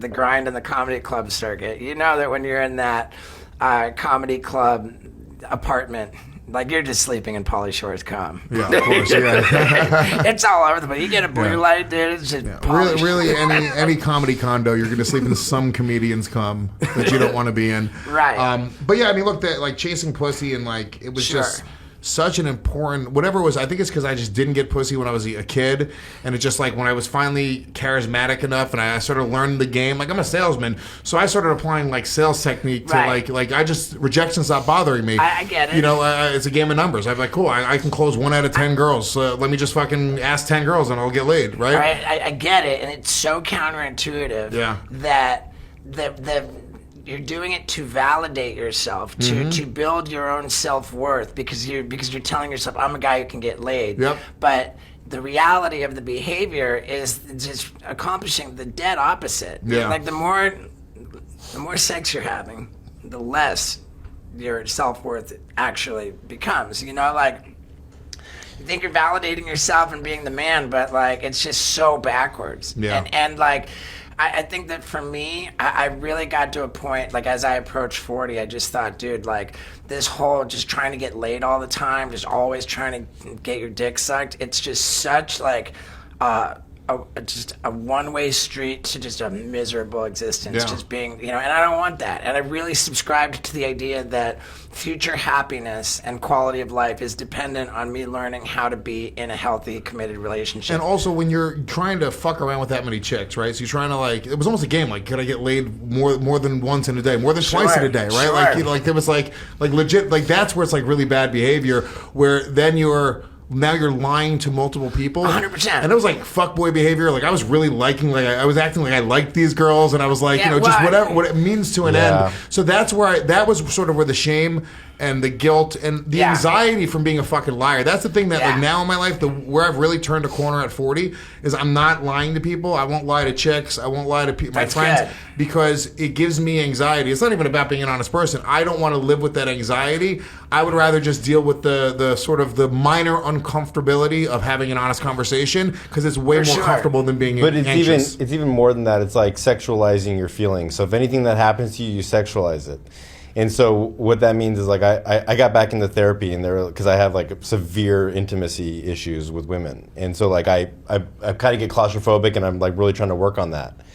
So they're like, you need to abstain 30, 60, 90 days without having an orgasm.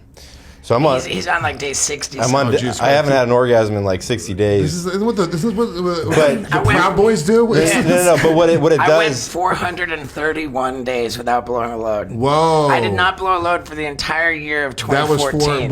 That was because of therapy and being coming out of that sex addict rehab. Yeah, and so like, maybe I don't want to go to this place. No, but what you'll I want to notice. come right now. Exactly, because you're getting a little. We're talking about. I'm getting all worked up. Let's go, dude. Let's jerk each other off. You don't have to do that, but I can say I absolutely relate to everything that you're saying. Yeah. And the one thing that you were describing about acting like you like girls. In my case, I would actually feel genuinely infatuated about a girl. I would believe that she was this special thing, and I would pour her on the charm, make her feel so special that she was like just the one, and I would feel that way.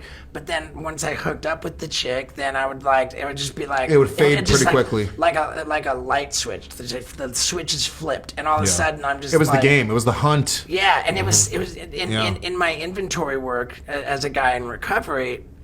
We just identified this behavior as fully sociopathic. Yeah, it was a repeating pattern of misleading the person to believe that I really that I was going to be the one for them, misleading, and then exploiting, and then neglecting, and then abandoning, and then repeat.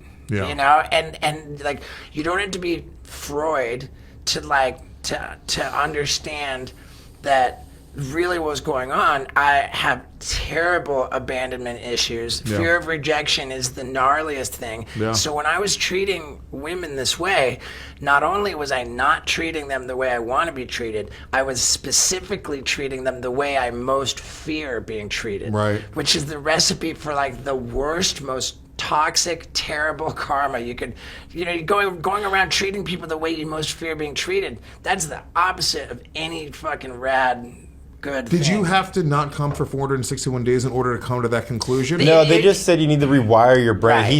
He's so extreme that he just said, fuck it. Yeah, they say a When you finally came, was it? I stole a joke from Bobby Lee about like a marshmallow coming out.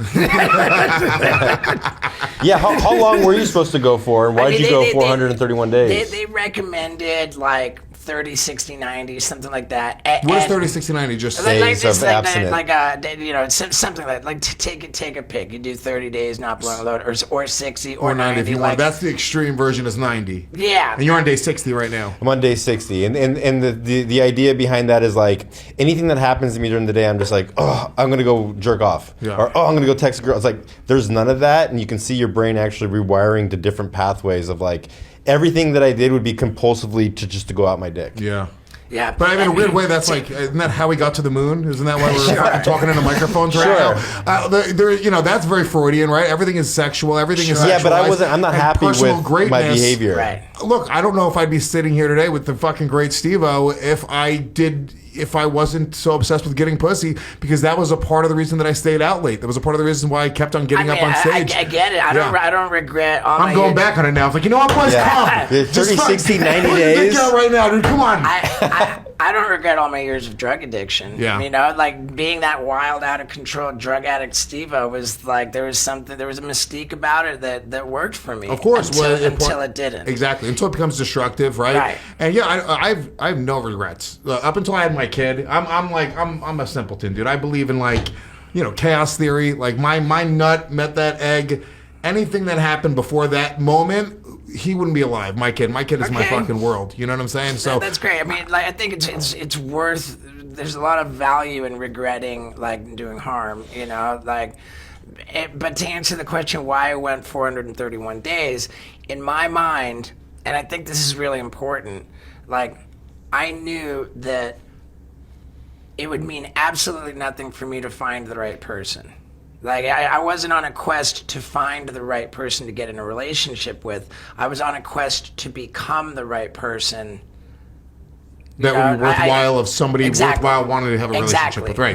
My mantra was, I'm working to become the man that the love of my life deserves. And my philosophy about that was that I wanted to not only remove myself, to put distance between myself and my history acting out sexually, but I also wanted to prove to myself and to my future love of my life that I could go for like an insane amount of time without giving into the impulse, giving into the urge, you know? Like, I just wanted to be able to trust myself that I was for 431 days, I was being faithful to a woman who I had not yet met.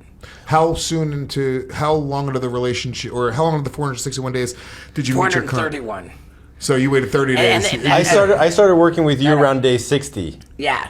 Yeah. I came in on as his professional cock blocker. He was my cock blocker because I was like, man, I just got out of sex addict rehab, and I don't want to blow everything that I just fucking worked on. I'm going to go on tour, and it's like, I used to do meet and greets with the entire audience after every show. That's and it was a awesome. bona fide audition. Yeah. You know, like, and so I was like, dude, that's why we started Just Skankfest. stop giving our secrets. Yeah, the only way I could expect to maintain my sexual sobriety was to bring a sober companion. So we shared a room everywhere we we shared went. a room every fucking night. We slept next to each other in twin beds.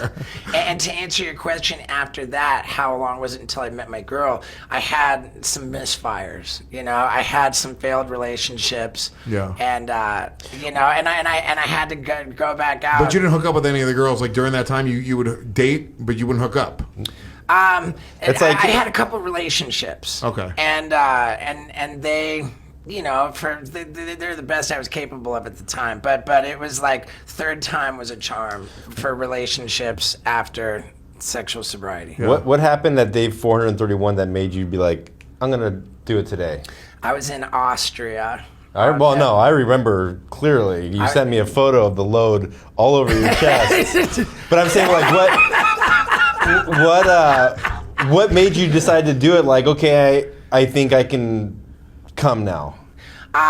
What it was that I was filming this British reality television in Austria. It was a bona fide 6-week vacation that I got paid a bunch of money, and the premise of the show was winter sports. So we were at a ski resort just skiing and luging and doing all this fun shit, and I wanted to hook up with one of the, you know, female contestants on the show, and I really for that 6 weeks I was just unplugged. Like back home in LA, I had a weekly men's therapy group. I had like a support system. I just unplugged, and by detaching from everything that kept me accountable and responsible and sober, just the insanity took over. Did you look at it as like a fuck up, like you failed, or you were just like, I'm sort of ready to like move on? I went on to. I was like, okay, I really care about this woman. She lives in England. I live in LA. She's got 2 kids. She's a wonderful person, but it just like didn't make sense, you know. But you just jerked off because you didn't want the first time for you to do that to be. Pretty much. I was like, okay, now. She would have had 3 kids. At once. Just fucking. Yeah, it would have been like a fucking genius kid. I guess Just fucking. You know. I don't know that. I think it arguably would be the other way around. No, in the book Autobiography of a Yogi, like Yogananda's parents only fucked once a year to have a kid, and they're saying like the semen retention was able to like have a little guru baby. Oh wow. That could be completely. Guru. I know what he did. I saw it. Yeah. So in any case, man, it's a big deal, and I think that with the sociopathic behavior of just routinely doing harm to others, it's just not good. Well, that's something that I've tried to move past, and like honestly, there's the guilt of pulling the ghost routine, pulling out the rug, and that's harmful to others. There's the anxiety over like health risks of acting out sexually, and that is the guilt, the fucking stress, and then never even mind the countless number of hours just squandered on all this. Imagine when you take away the time suck, just the wasted time of chasing pussy around. Yeah. Then you've freed up. Now all of a sudden you've got so much time to focus your energy. Imagine how successful you would be, your podcast network, if all the time you squandered on chasing pussy around, you put into focusing on your success. I'd be a dork. People wouldn't follow me then. I got to be a leader. They like me because I'm a pussy hand, to be honest with you. How many girls are you texting right now? Honestly, at once? In a weird way, dude. Like, I'm kind of really only talking to one person. I mean, I shouldn't say that because kind of really. Four. No, because I kind of like this one person right to the point where I'm like, you know, I was supposed to fucking. I kind of like this one person, so the 16 others I'm texting mean nothing to me. The problem is, all 8 of these girls are gonna think I'm talking about them right now. It's like, oh my god. So if the girl that you really like says like, dude, are you talking to anybody else? What do you say? I would say yes. But the reality is, like, I've had plans recently with like other chicks, and I've canceled them because I got this chick on my mind a little bit. So who knows? I'm at a place now where I keep on jumping from relationship to relationship. So that's the other thing is I'll be in a committed relationship to a chick until I get bored after 6 months, and then I start cheating. Serial monogamous. But 6 months is the pattern. At this point, it's about 6 months. Yeah, that's my pattern. Where I go, all right, they're not going to be the stepmother to my child. They're not going to be like the person to the yin to my yang. But for that 6 months, your child has now developed a relationship with them, and then you're uprooting it. Yeah. And I try to be friends with them, but they all hate me after we break up. Yeah. Like in my mind, I'm like, why can't we be friends? I didn't do anything that bad. I didn't love you that much. You want to get your head fucked up right now, or you? No, please. I like getting my head fucked up. So they have a thing called your arousal template, and your arousal template is set when you're a kid from like 4 to 9. Oh yeah. As a boy, and I was fucked up. My mom showed me Clockwork Orange when I was 7. So I knew what gang rape was when I was 7. I watched those scenes. They're burned into my head. I'll never forget them from being a little fucking kid. I was 8 years old when someone showed me I Spit on Your Grave, where the girl, in the beginning, the girl gets gang raped, and then she goes around and she murders everyone who raped her. That's the whole movie. Yeah. That's the whole movie. Yeah. There's a scene where one of the guys, she's murdering one of the guys who gang raped her in the beginning, and she cuts off his wiener. And there's a shot, she throws it in the sink, and you see the wiener land in the sink. Okay, this isn't what movie you watched from 4 to 9. This is like what you saw from like growing up of like how your parents reacted. My mom was a hooker. I walked in on her with her Johns. Really? Oh yeah. Wow. When I was a very young kid, and also understood like 4 years old, just immediately understood that she was not having sex with this man out of intimacy, and I knew it was for money. Not because I saw money. Wow. He was just an older guy, and like she yelled at me to get out of the room. And I remember as a kid just being like, oh yeah, she's being paid to do that. And I have no idea where I got that thought from. It was just a natural conclusion.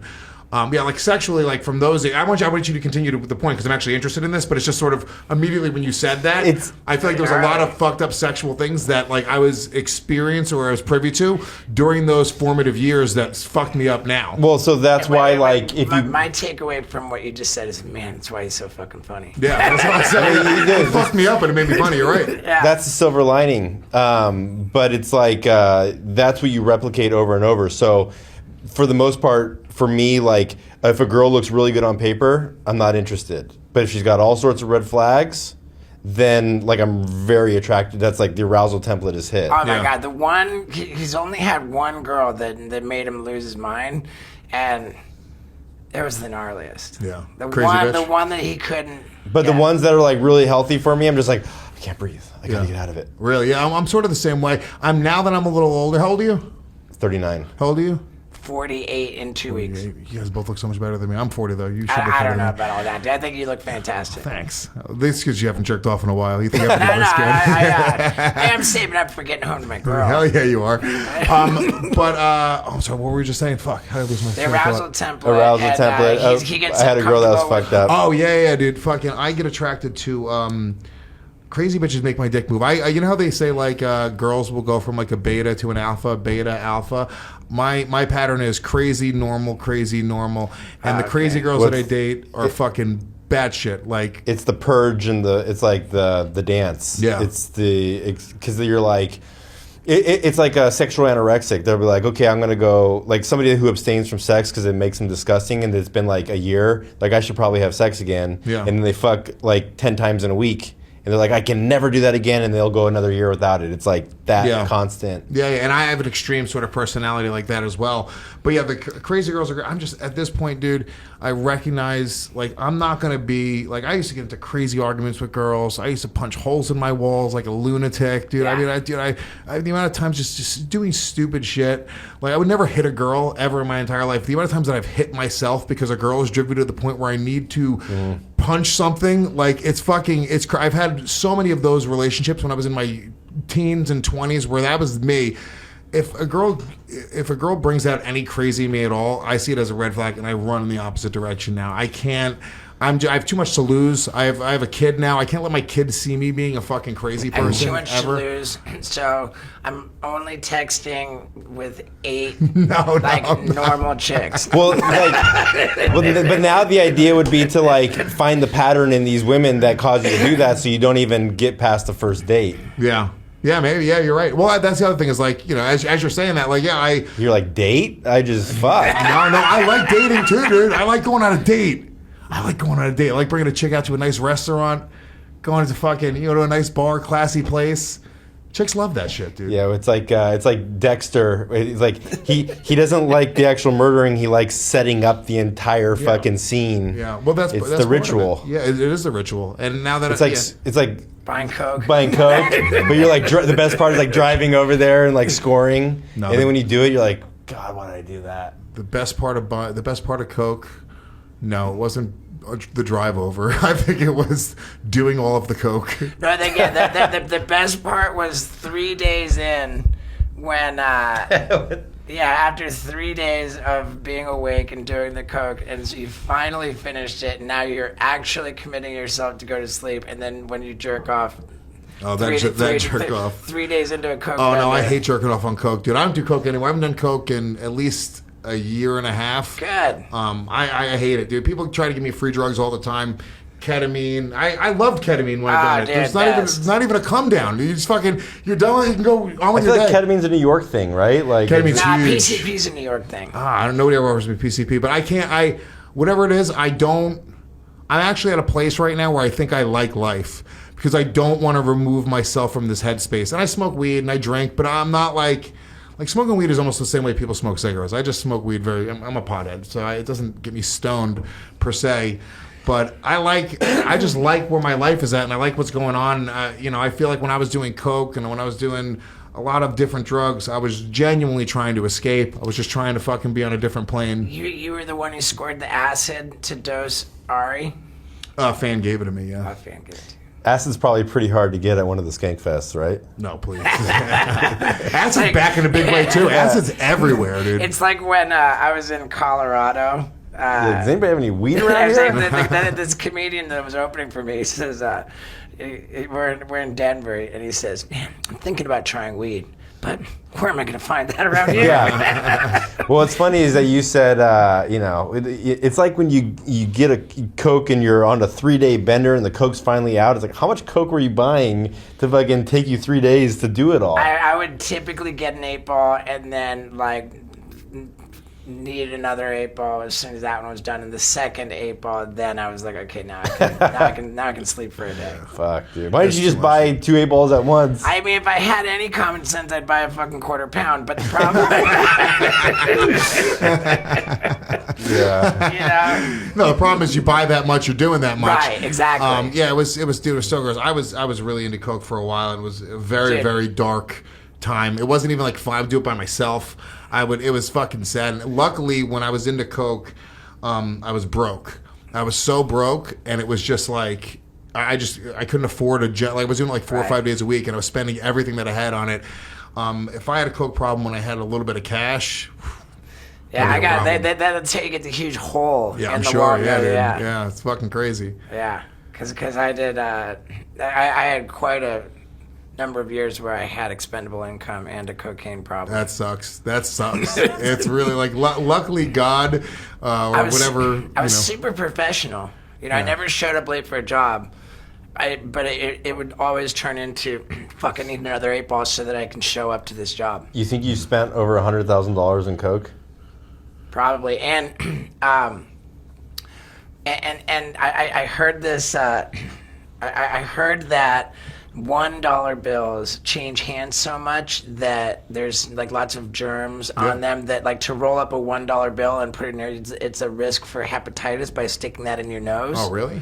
I heard that. Fuck. But $100 bills don't change hands as much, so it was a cleaner bill. So I would make the habit of rolling up $100 bills to snort coke, and my cocaine habit cost the most from leaving rolled up $100 bills everywhere. Yeah. Jesus. Yeah. You don't think about that. Yeah, I did that a lot.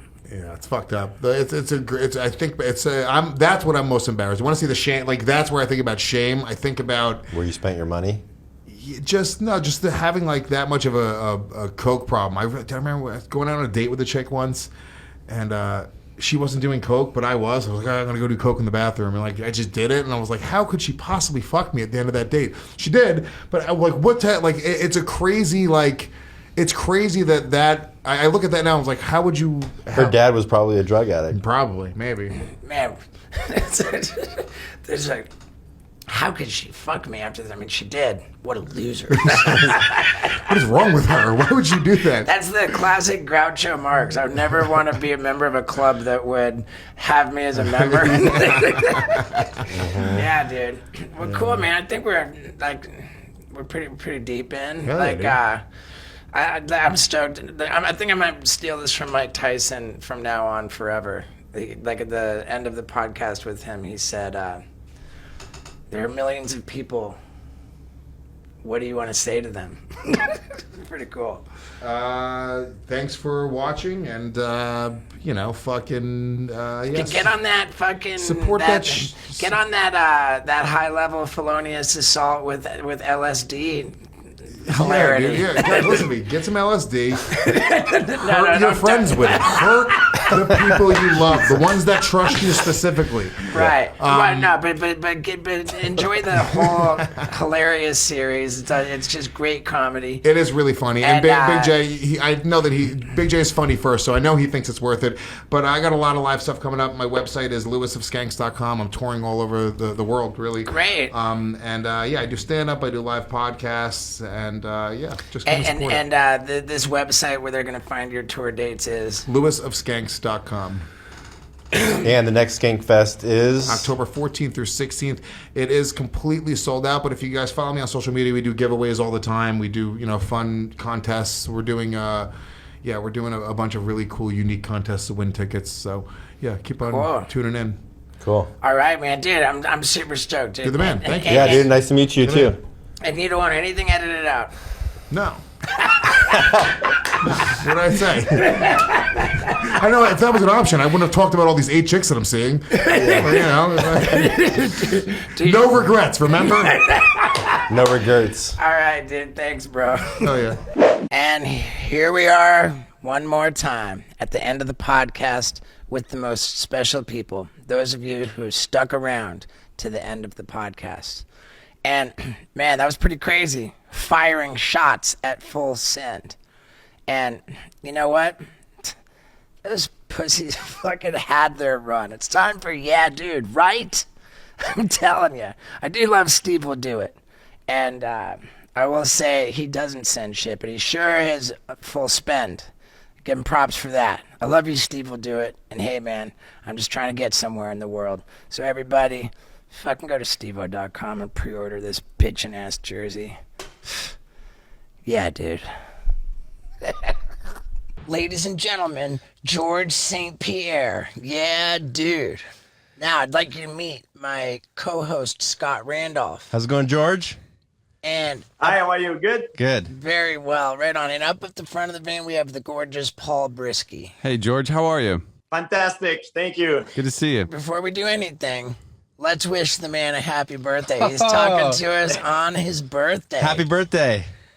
Thanks. Yeah, for 40 years old. My goodness. The big 4-0. Yeah. Big 4-0, exactly. But you know what? Everything is closed here. So there's like a curfew. The restaurants are closed. Everything is closed. The gyms are closed. So there's nothing to do really much. So it doesn't really matter to me. You know what I mean? So I just, my mom gave me a cake, and that's about it. Okay. All right, well, this will be your birthday party. I don't quite understand why. Yeah, exactly. I'm doing my birthday party with you guys. I love It's it, an man. honor. Yeah, thank you so much. Is that a George St. Pierre? That's epic. Sorry. So why is everything closed, man? The world's opening up, dude. I got my second vaccination shot. You know, like... Well, it's because we're always behind you guys in Canada. Well, I'm from Montreal, so we're always late. What you guys have, we always have it late. So it sucks, but that's how it is, you know, I guess. We're always a few months behind you guys. Okay, so everything's been locked down for the whole time. Yeah, they announced that it will open in June, but only the outside Patios. seating areas for the restaurant. Okay. That's crazy. Quick question. If you man. were, after a fight, you get seriously injured, would you rather go to a Canadian hospital or an American hospital? Ooh, that's a good question. American. When I blew my 2 ACL, I went to US, and the reason is, yes, in Canada the health system It's free. the healthcare system is accessible to everybody, every citizen. However, they treat everybody the same. So a professional athlete, for example, my body is my instrument of work. So I will have the same treatment as a 70 years old lady. So that's why I went to US, because in US you pay for it, but you can have special treatment in order to rehab better and faster. Okay. Wow, cool. Yeah, you know, like nobody has to pay for healthcare in Canada, but you know, you get the same medical care as some fucking asshole. Some schmo off the street. And you know what? You wait a very long time. Let's say you go to normally you go to for like something to the hospital. You have to wait for a very long time. So there are some advantages, but there's some bad issues with it as well. Yeah, your appendix explodes and you're there for 8 hours just freaking out. Oh yeah. It's bad. Yeah. That's that Canadian patience. I love. I really loved that question. Now, you're haven't been inducted to the Hall of Fame yet. Is that correct? But this is a guarantee. You're the greatest of all time. Thank you. I'm not sure about that. There's a lot of guys that can claim to be the GOAT. It's very subjective, as you know, to say that. But yeah, I'm inducted to the Hall of Fame, but the party has not happened yet because of COVID. Okay, so they I announced understand. it, but they didn't made it. They made it official, but they didn't really make the celebration and all that stuff that comes with it. Well, congratulations on being a Hall of Famer, man. That's awesome. And thank you, man. Thank you. and very few people are in the conversation about the greatest of all time, right? I mean, who are we talking about? You hear John Jones, GSP, Khabib, Anderson Silva. Anderson Silva, I would say. I think that BJ Penn, Fedor Emelianenko. The problem, I think, guys, is that there's some of them that could be in the conversation, but they stay and hang out way too long past their prime in the sport, so they kind of tarnish their legacy, unfortunately. Yeah, I think that when I think about Silva or Andre Arlovsky, BJ Penn, you know, they could have retired on top and been like the GOAT, but unfortunately they hang there too long, and that's a problem. That makes perfect sense. And I was going to say the same thing about Anderson Silva. I feel like, you know. Who's on your list for the GOAT? Well, there's a few. It depends for which reason. If you talk about the guy who changed the sport, who changed martial art, my number one GOAT is Royce Gracie. Yeah. He's, for me, the best of all time because he have done stuff for his time that I believe will never be repeated. However, if you ask me if I would put Royce Gracie in the UFC right now against the fighters of that era, I don't think he would do well. But for his era, he was the best. He was the best of all time. I believe the best fighters is not even born yet because records are made to be broken. If you talk about who's legitimately the real GOAT, I don't think he's born yet because the fighters of today are better than the one of yesterday, and the one of tomorrow, as good as they are today, as good as they will be better in the future. And if you don't believe me, just because fighting is a very subjective thing, there's no instrument of measure. Just look at track and field, weightlifting, like the sport that you can measure. We always talk about, who's better, Tyson O'Malley or LeBron James or Michael Jordan or this guy. I believe generally speaking, the most recent athletes are always better, not because they're better person, because they have access to better technology and knowledge. Okay, well, I think that if physical appearance was a factor, then you win. He wins hands down. You are gorgeous. You're the GOAT for the best looking UFC fighter of all time. I'm not sure about that. I love telling guys Most gorgeous of all time. Yeah. Yeah, for sure. I think another actually, all kidding aside, important criteria should be your outside of the octagon life, right? Like, I mean, as far as you don't have anything tarnishing your legacy for outside of fighting, and that's good. Wow. Right? Look. I've done a lot of crazy shit. Like. Don't get wrong. I enjoyed my life. I had access to things that most people don't. I party a lot. I had a lot of fun, and I enjoyed it. You know what I mean? I've done all my crazy stuff, and I feel good. Why would I fight for if I would not have, if it would not be to enjoy it? I don't fight because I enjoy to fight. I fight because of the life that it gives me, the freedom that it provides me. And of course, I did a lot of crazy stuff. The problem is I know how to keep it down. I know how to keep it secret. You know what I mean? The problem is some guys, they have a bad entourage. They go out, party, and they lose their mind. And then, that's a problem, I have a suspicion I'm by no means a monk. Trust me. Right. I party a lot. I have a lot of fun. I didn't do it. Like, I didn't cross certain lines. Yeah, No, I did not. But I had a lot of fun. Like, of course. Like, some people, they think, I always follow a diet and this. I don't drink. Yeah, it's not true. I enjoyed my life.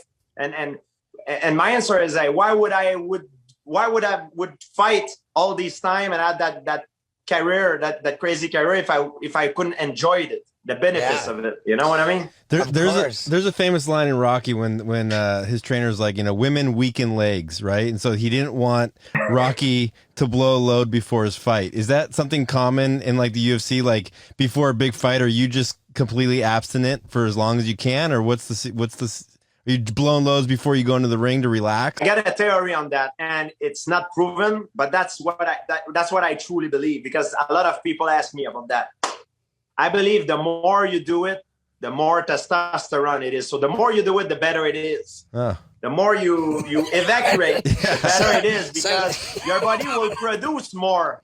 And however, I think it will raise your testosterone, and I don't think it's a good idea to do it the day of the fight. Of course not, but before or the day before, or I don't think it really matters.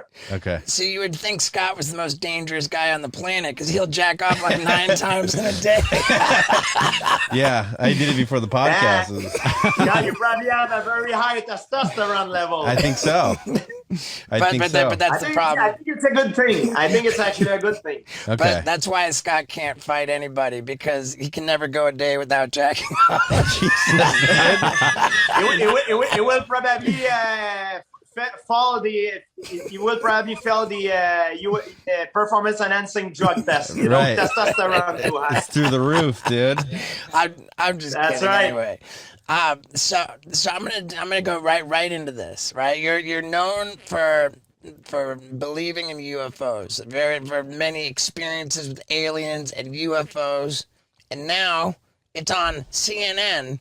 They're saying UFOs are real. Like, do you feel like I've told you so for so long? I've been saying so, and now you finally believe me. I never had experience with alien. When I was young, I did what psychologists call sleep paralysis. So it's a phenomenon that happened when it happened to a lot of people, and that's what they tell me that when you sleep, you paralyze and your brain produces certain chemical that can make you hallucinate. I don't remember my experience, what happened. I remember that I had experience, but I didn't remember what really happened. But I remember that still now today I have a fear of it. Even in the dark, like I'm a grown man, I'm 40 years old. And sometimes some remnants of it, it's in my head that I'm afraid, but I don't know why I'm afraid when I wake up in the middle of the night. But it could be, it's described as sleep paralysis.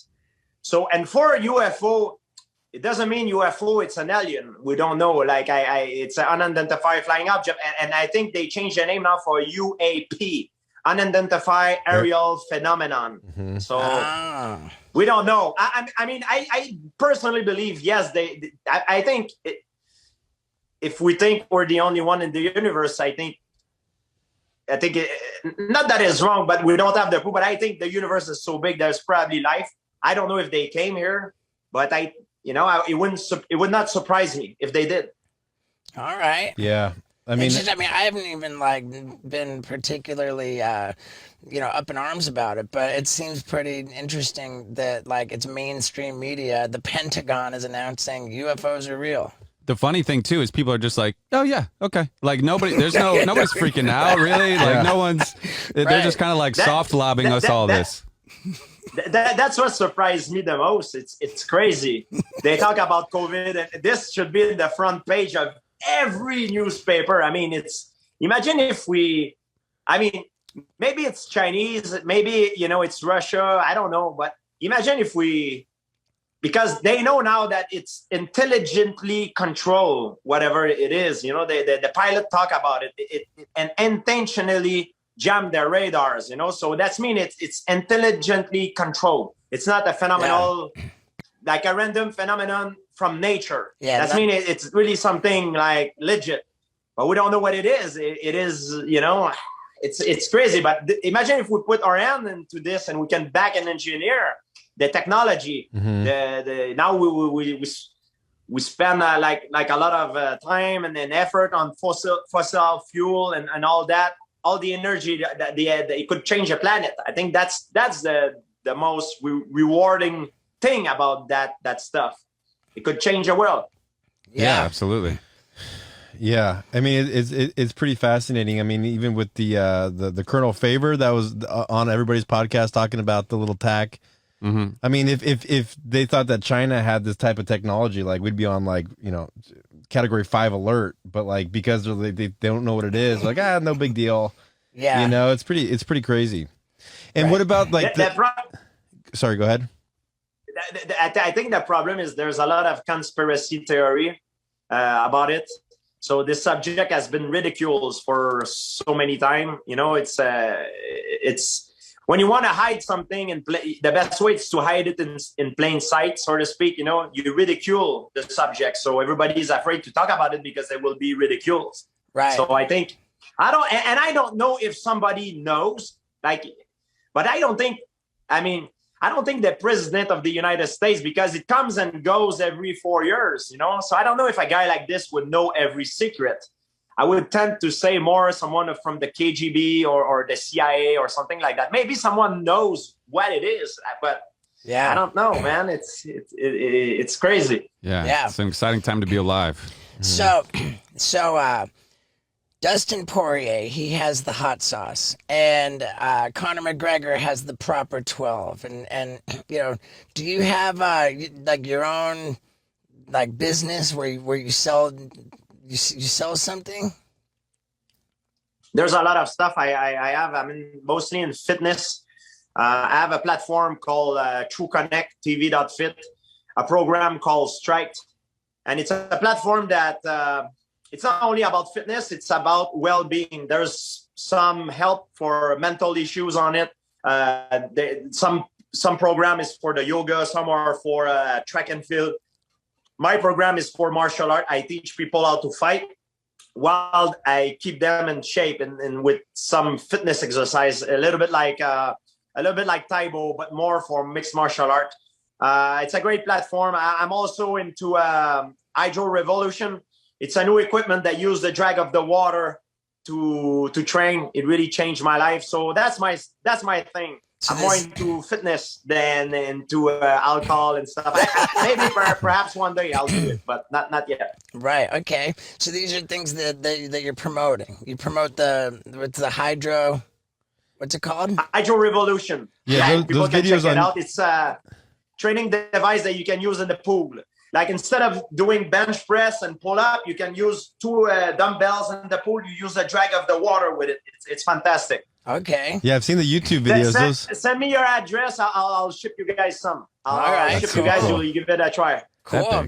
So everybody check out Hydro Revolution. Yeah, because I've seen you on YouTube videos doing the swimming pool, Hydro Revolution. Exactly, and it's good for everybody, for older people, young people, athletes. A linebacker from the NFL can train with a lady who weighs 130 pounds, so it doesn't matter. It's because it's the drag of the water that makes the exercise. So the more you push, the more horsepower you put in it, the more you work. So you can't cheat with it. It's great. Good. That's cool. And it's probably like you won't you blow out your back if you're bent over lifting something, right? It's probably more safe on your Exactly. Yeah. It does not load your joint, so it's great because it keep your body healthy. It's a great complement for fitness, for training. However, by itself, it's if you want to be an elite athlete, it's you can't use it by itself. It's a great complement. It's very good for recovery, also for performance. But you need to do the real thing, like outside, and because when you're in the water, you don't have the gravity that play against you. So it's important in real life. You have the gravity that goes against you. Yeah. This is more for a side training, but it's a great compliment. It's amazing. Right. Good. What question do you get the most at a bar? Like we were talking to Stone Cold Steve Austin, and he's like, people always want to come up to me and arm wrestle. Or I think Michael Bisping said, do people come up to you and always ask you to do something to them at a bar when you're drinking out in public? Always ask me, will you kick me in the nuts? Everybody wants. Yeah. Everybody wants me to kick them in the nuts. I can understand why. There's a guy that I remember. And by the way, before, if I may, you almost killed me one time. You guys with the jackass. I was eating a pizza many years ago when I was watching your movie, and I remember you were. I don't know if it was you. You were wearing a jackstrap, and some alligator was trying to get some meat. That was you. That was me, dude. I was eating a pizza while I was watching it, and I almost got a stroke because you make me laugh so much. I almost died, man. I almost passed out. I'm sorry that happened. Yeah, wow. Yeah. You almost killed me, literally. And who's the one who fought Butterbean? Is That's that Johnny you? Knoxville. Johnny Knoxville. Yeah. Just snoring. Yeah, snoring. That was bad. Dude, what's wrong with my brain? What was the question that you just asked? What question does he get the most? Oh yeah, what question does he get the most? Well, what do people do? People ask you, choke me out? No, what they do ask me is they come, for example, 1 or 2 guys, and they ask me is, hey, how long you think we could hang with you? And like how long we would last against you? And I don't know. I tell them, I'm like, well, I can't answer that question. And they say approximately. And I ask them, I say, it depends. Do you carry a gun? Do you have any weapon? They say no. Say, do you run fast? They say no. I'm like, yeah, maybe you wouldn't last very long. That's a good answer. You mean hanging out with you like in a fight? Yeah, how long can we last fighting you? Yeah. How long would you last into a fight? Like if I decide to beat them up, how long they could be able to stand, you know? Well, so that's like it always depends of every individual, right? Yeah. well, that's like when Brendan Shaw was talking about, John Jones being the GOAT. He's like he can take out like 10 guys in a bar. And then I asked him, how many guys can Izzy Adesanya take out? He's like, he can probably do like 8 just because of his size. How many dudes at a bar do you think you can fuck up before you get taken over? Average guys. But it always depends which kind of guy, like small guys who knows how to fight, guys who has weapon. And in it, I was a doorman in a bar, and I'm gonna tell you something. We talk about street fight and MMA fight. These are 2 different things, like very different things. I remember sometime like even women were very hard to deal with because a woman, in a street fight, like she's gonna grab a bottle and a woman can hurt you just as bad as a man, and in a street, there's no rules. So the fact that you're a champion in mixed martial arts, it's not a 100% like guarantee that you will win the fight. You know what I mean?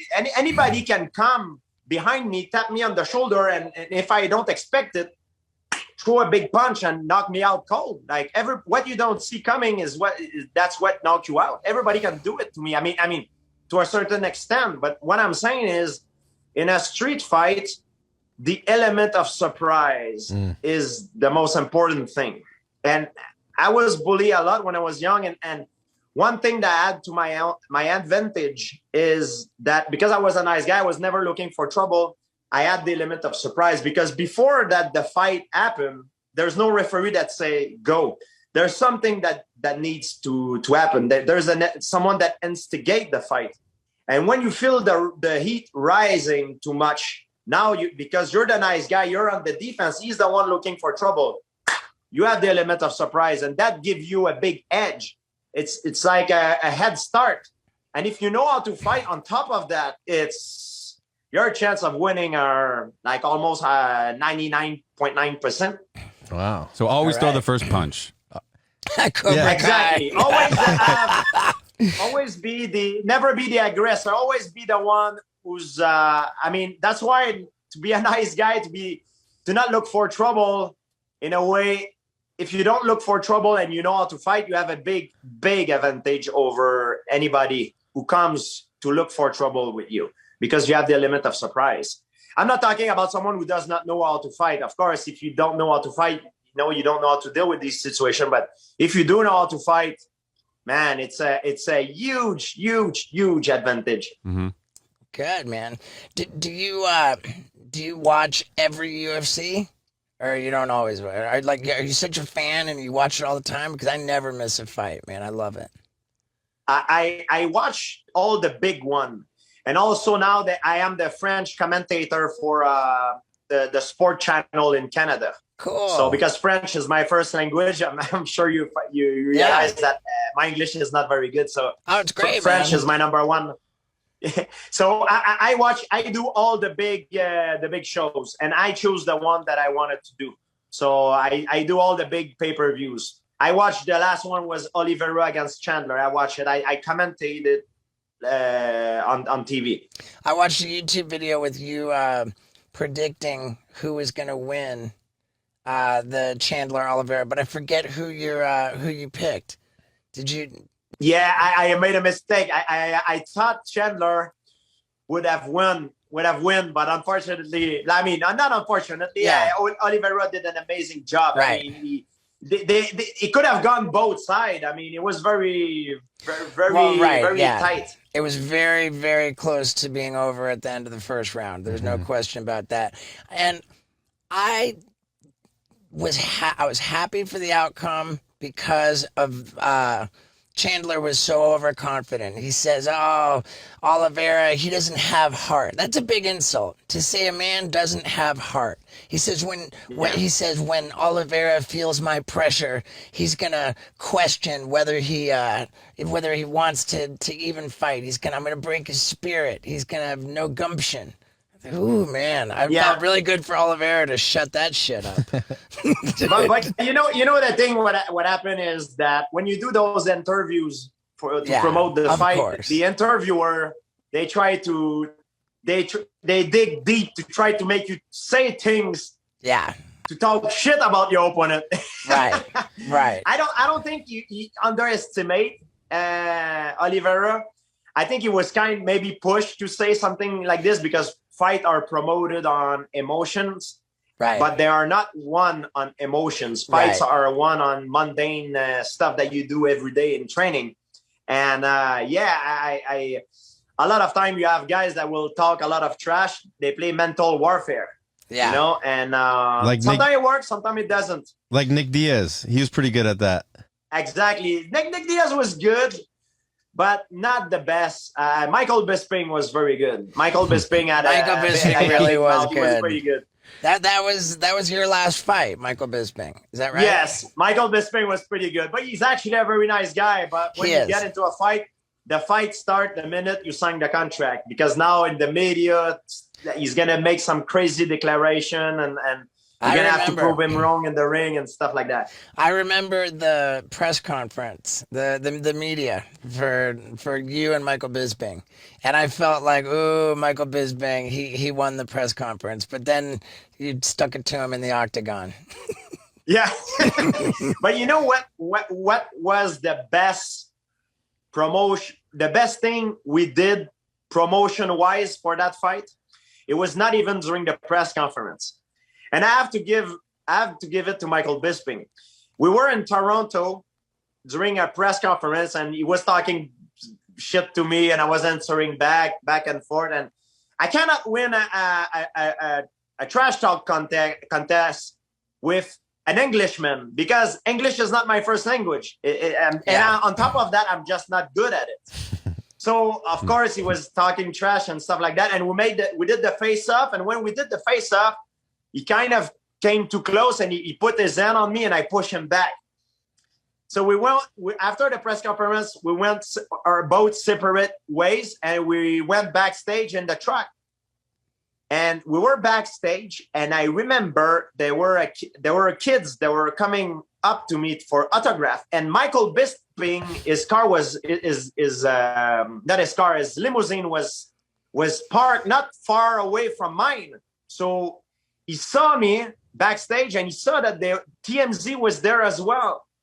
So he saw the camera, the TMZ camera. So right away, he came into my face, right away in front of everybody, and he says to me, "Hey," and you can check that clip. It's on YouTube, I believe. You can check it. He goes like, "Hey, next time you put your dirty hand on me, I'm gonna swing at you." And I told him something like, "Yeah, like go ahead right now. Let's do it right now." And then we got separated by the Michael Bisping coach.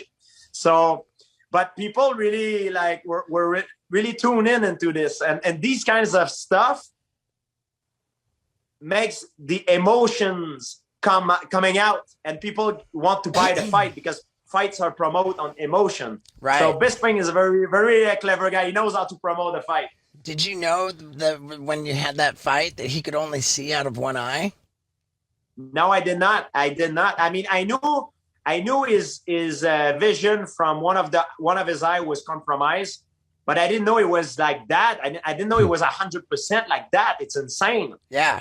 He's probably the toughest guy in the UFC ever. I mean it's Tony Ferguson has been racking up some tough points. Yeah. Yeah, it's true. Tony Ferguson, Michael Bisping is not too far behind, I gotta say. Right. Now, when I met Ronda Rousey, I was talking to Ronda Rousey. She was she was explaining something that Jean LaBelle told her. You know, Jean LaBelle, it's a judo master. Yeah. Jean LaBelle said to Ronda Rousey, she's telling me this. He says, I won every real fight every REAL fight, I won, and I was broke. I had nothing to show for it. And then I got into movies, and every REEL fight, I lost. But then I could retire because I made so much money. So, so with all the roles that you had with the Captain America, like you're like two Captain, that's got to be. Does that sound about right? What Gene LaBelle says that. It's about right. And I also lost a fight on the big screen against Jean-Claude Van Damme, Steven Seagal. Right. I mean, they're bad. Like they're not like the movie. It's. I didn't even watch it all myself, but there are movies that I've done in the past. But yeah, man, I've lost pretty much all the fight that I got into as an actor. Yeah, That's right. Yeah, That's pretty cool. So the Marvel movies pay better than the UFC. No, that's not true. I made a lot more money in UFC. I made a lot more money in UFC. But however, there's guys. We only hear about the people who makes it. You know what I mean? Like you hear about McGregor, you hear about Jones, you hear about like I made it too. I made a great money. I have enough money now to live for the rest of my life, and not even. I don't need money anymore. Yeah, no, it's seriously, unless I do crazy, stupid stuff. Yeah. Yeah, there's always ways to do crazy stuff and lose everything. But I have more than enough to live 2-3 life again. I'm very good. I'm very good, and then to take care of my family as well. But the sad thing about it is most of the fighters. They're not like that. Most of the fighters, they will finish broken and beaten and very bad. It's a very bad movie ending, for most of them. That's why when a parent come with his kids to me and introduce me his kids as, hey, George, there's the future world champion. Do you have some advice for him? I always tell the kid, I say, you go to school? He say, yes. I say, make sure you be good at school because this is the number one priority for you. Yeah, go train if you want, do boxing, MMA, basketball, but always be good at school because it's your assurance.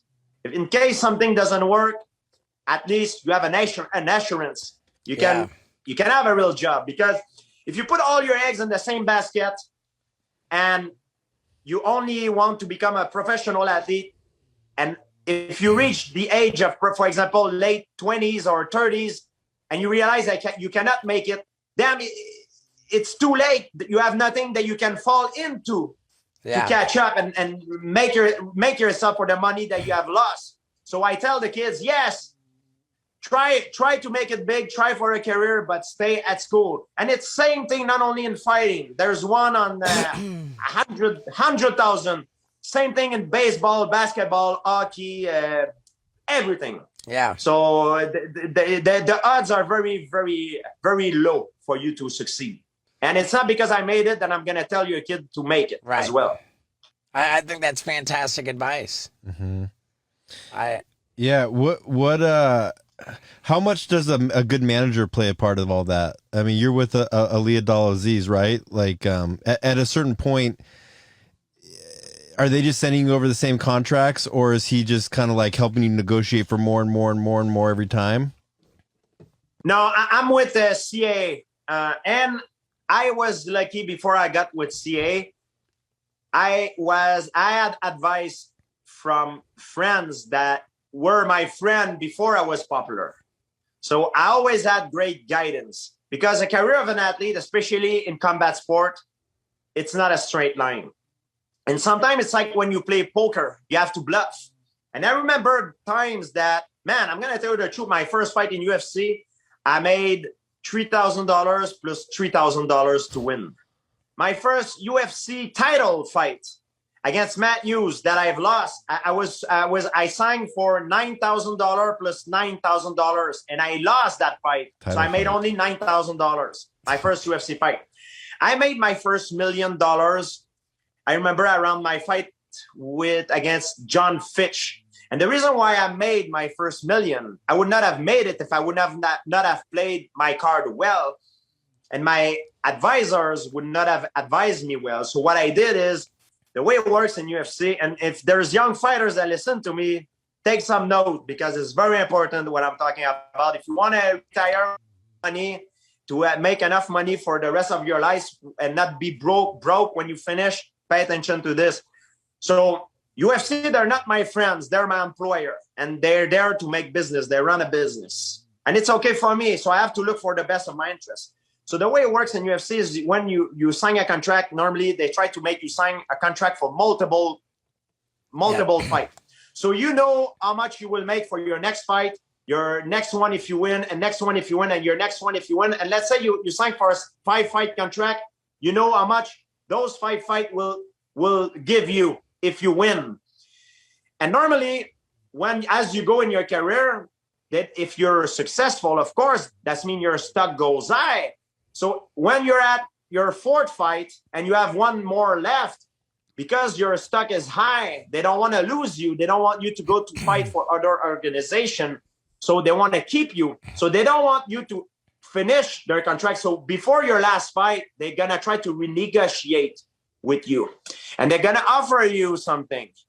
However, it's up to you to make the right decision. And I remember I was in that situation at one point before my fight with John Fitch. And I was fighting for peanuts, you know. And when I say peanuts, I was making money, but not money as I was deserving. And I was in a dilemma because I had one more fight on my contract and my stock was high. I was the new rising star. I was the new champion, beating up everybody. And the money that they were offering me was not good. So for the what I've done, you know, for my level. So I had one more fight left, and I said in their face, I had the courage to say no. I'm gonna end my contract after this one and see try my chance to see to be a free agent. Because I believe I worth more money to see who can give me more. So what happened is one day before I was going to fight, the day after the weigh-in, the UFC owner came and did another contract for me. So he gave me a contract and the money that I want, and that's when I made my first millions of dollars. But if I would not have had the balls to do that and hold on to this, I would have been paid peanuts for the rest of my life. But because it's a business, that's how it goes. You need to have the right advisors that because fighting is not a straight line. Sometimes you need to put a poker face and say, no, I'm ready to take the fight and be a free agent after to see who can give me more. But if you do that and your stock is high, it's always a chance because you might lose your fight and your stock will be low. But if you do that and you're successful and the UFC let you go, and when you're a free agent, now it's gonna be like an auction. Who give you more money? Mm. So the UFC don't want that because they're the most prestigious organization. So they want to have the most prestigious, the best fighters. And if it's gonna make them look bad if they lose you to another organization. So you need to be aware of that. You know, but of course you need to win your fight. You need to be successful, of course. Man, I wonder if Chandler losing, if that's like such great news for the UFC because it shows that the UFC is the more prestigious for the best in the world. Mm-hmm. But it's always a gamble in a way that, let's say you're in a contract that you have signed a 3-fight contract and you have won your first 2 fights and now you're about to fight your 3rd fight. If the UFC think that you will probably lose your 3rd fight against the guy that they're gonna give you, they're perhaps not gonna try to renew your contract before. They're perhaps not gonna give you a good contract for to renew it. So and it's up to you to know, hey, is it worth it that I take a chance and I become a free agent or I want, you know what I mean? It's right. Mm-hmm. You have to think about it. It depends in every situation, but you need to have good advisors. And unfortunately in MMA, a lot of guys, very poor, very bad advisors. And I had a chance to grow up with guys that were my real friends. So they advised me very well. So when you're coming up on that last fight in the contract, do you think the UFC makes that a very hard fight for you, so that you don't have that negotiating power? Do they play it like that? Well, for me, I was the world champion, so they always brought me the best guy. Yeah, so no that's problem. true. I was at the time that I didn't care. I was ready to take on anybody, anytime, anywhere. I didn't care. I was very hungry. Bring it, no problem, my friend. I'm gonna take care of it. Mm-hmm. But for young fighters, like as it go up in rank, you need to be aware of that. I see some young guys, sometimes they sign contract for like 8-fight deal. I'm like, it's ridiculous. Because if your stock go up, you have no room of no power to negotiate because you already signed for 8 fights. So if you win your first 2 fights and you're very successful, your 6 other fight, that's mean the purse that you're gonna have is predetermined. Right. So you have no power. Mm-hmm, and a lot of guys that get caught with that sort of thing. It's foolish to think that everybody is well managed, because the problem is in basketball, in hockey, baseball, American football, they have a union that took care of the kids, because there's a plateau, there's codes, there is a rules, to follow. There's a guideline. We don't have any guideline in MMA, and that's why a lot of the athletes they're broke. They have no money, and it's very unfortunate for that. Yeah. Wow. Fuck. So you went from making 9,000 to $1 million. That kind of jump. Yeah, too. I made way past that in my last fight. Way past that in my last fight. Good for you. That's because Michael Bisping's trash talk. We got 10 fingers holding up here. About that, and with sponsorship and all that, all the deals I have, like about that, So just to show you that everything is possible, and you know what I mean? But you need to perform to be a good fighter first, of course. Otherwise, you're not gonna go nowhere. Right. But you need to be managed well. And I'm managed by CAA, in LA, and I had a lot of issues when I was young. Like everybody else, I had to go in court, and I was badly advised at first in certain times. But I always had two of my close friends that I have for a very long time. One was a stockbroker, and no, not a stockbroker. One was a real estate, not real estate, a stock broker guy, and the other one was a fiscalist and a lawyer. So they had other jobs in the past. They were not working for me, but they were always giving me good advice. And as time goes on, I had enough money that I hired them to be in my team and took care of me. And then we went with CAA all together. And that's how everything happened, But I was very lucky. So because when you start to make a lot of money, a lot of people gonna come to you, and there's a lot of sharks. And fighting, it's a world of shark, my friends. I'm telling you, it's very bad. You cannot trust nobody on that. Do you still have a relationship with Ali? Oh yeah, Ali is a friend of mine.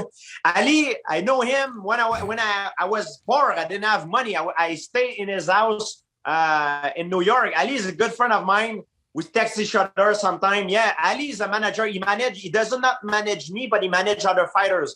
He managed Khabib Nurmagomedov. Yeah. He managed a lot of good guys. Cameroon. He's got a great team. Gaethje. Man, I'd like to link up with him. Yeah, I think I've got some funny ideas. When the UFC gives you a $10 million paycheck, I mean, maybe it wasn't all at once, but like do they give you a breakdown of where it's from, or is it just a check? Well, like pay-per-views or the way it happened is they don't give you one check. The way it happened in MMA, like the way it happened for me, you can negotiate. Depend your level of power, of course. If you're, it's always depend. It's different from every fighter. But you have enough power that you can demand, a purse to win. You can demand a percentage of the gate. You can demand pay-per-views, because when I used to fight, it we made a lot of money. The most of money I made, it was through pay-per-view buys. So I was paid to fight as a purse, but the most of money came later. It was during the pay-per-view buys, because it was making me a partner. So I was also a partner of the company. I was not only an employee, I was a partner, because I had a good argument. I was telling them that because of me, a lot of people are gonna watch the show. And if you make money, it's fair that I make money too, because I'm bringing a lot of people to buy the pay-per-view. So, but that's how I used to. The system was different when I used to fight than it is now. Well, now every world champion, if you're the champion, then you get a percentage of the pay-per-view for every champion. Well, not everybody. And now I believe the structure has changed, because the pay-per-view now is ESPN. I don't think that the fighters has as much power now that they used to be. So like before, when I was fighting earlier in my career, we were allowed to have a lot of sponsors, you know, and we got paid a lot of money. Now there's a Reebok deal. Right. And then now it's Venom. So that's why, when I came back to fight Michael Bisping, one of the arguments that I was were saying with my team and I were like, hey, you pay us a certain amount of money, but don't forget that I lost money, because before I used to get my sponsor. Now I don't get paid for this. So Reebok need to pay me, or whatever I'm gonna wear need to pay me that amount of money. So you need to fight for every inch of it. I don't do that. It's not my job. It's not my that's not what I'm good at. I'm not, I'm not qualified to do that. I have very qualified people that do that for me. And I think a fighter, one of his jobs, I think it's important that he choose carefully his team, that he hire people that he can trust, but also people that are qualified to do the job to represent him well. So your advice to John Jones would be take the Stipe fight. Yeah, well, I mean, dude, anybody's fucking advice to John Jones would be take the Stipe fight. What are you thinking? I think he should fight I think Jones should fight the champion, not Stipe. I think he should fight Francis Ngannou, the champion. Okay, but that's not a possibility anymore. So why not? Because he doesn't want to take the 30. Well, because they're gonna book Derek Lewis and Ngannou. So then, like, what John Jones wants to do is wait for the winner of Derek Lewis and Ngannou, so that he's fighting for the championship. And maybe we disagree, George, but I think if he does take the Stipe fight, and he can win it, then he's earned everybody's respect. He gets 2 fights, like you can beat Stipe. Now it's like, wow, you won at heavyweight. Like this is crazy. Like now we take you very seriously. Now we're really paying attention. Now we really even more want to see you fight for the. But why belt. wouldn't Izzy fight the number 2 guy? Like why would Izzy go up and fight the champion right away?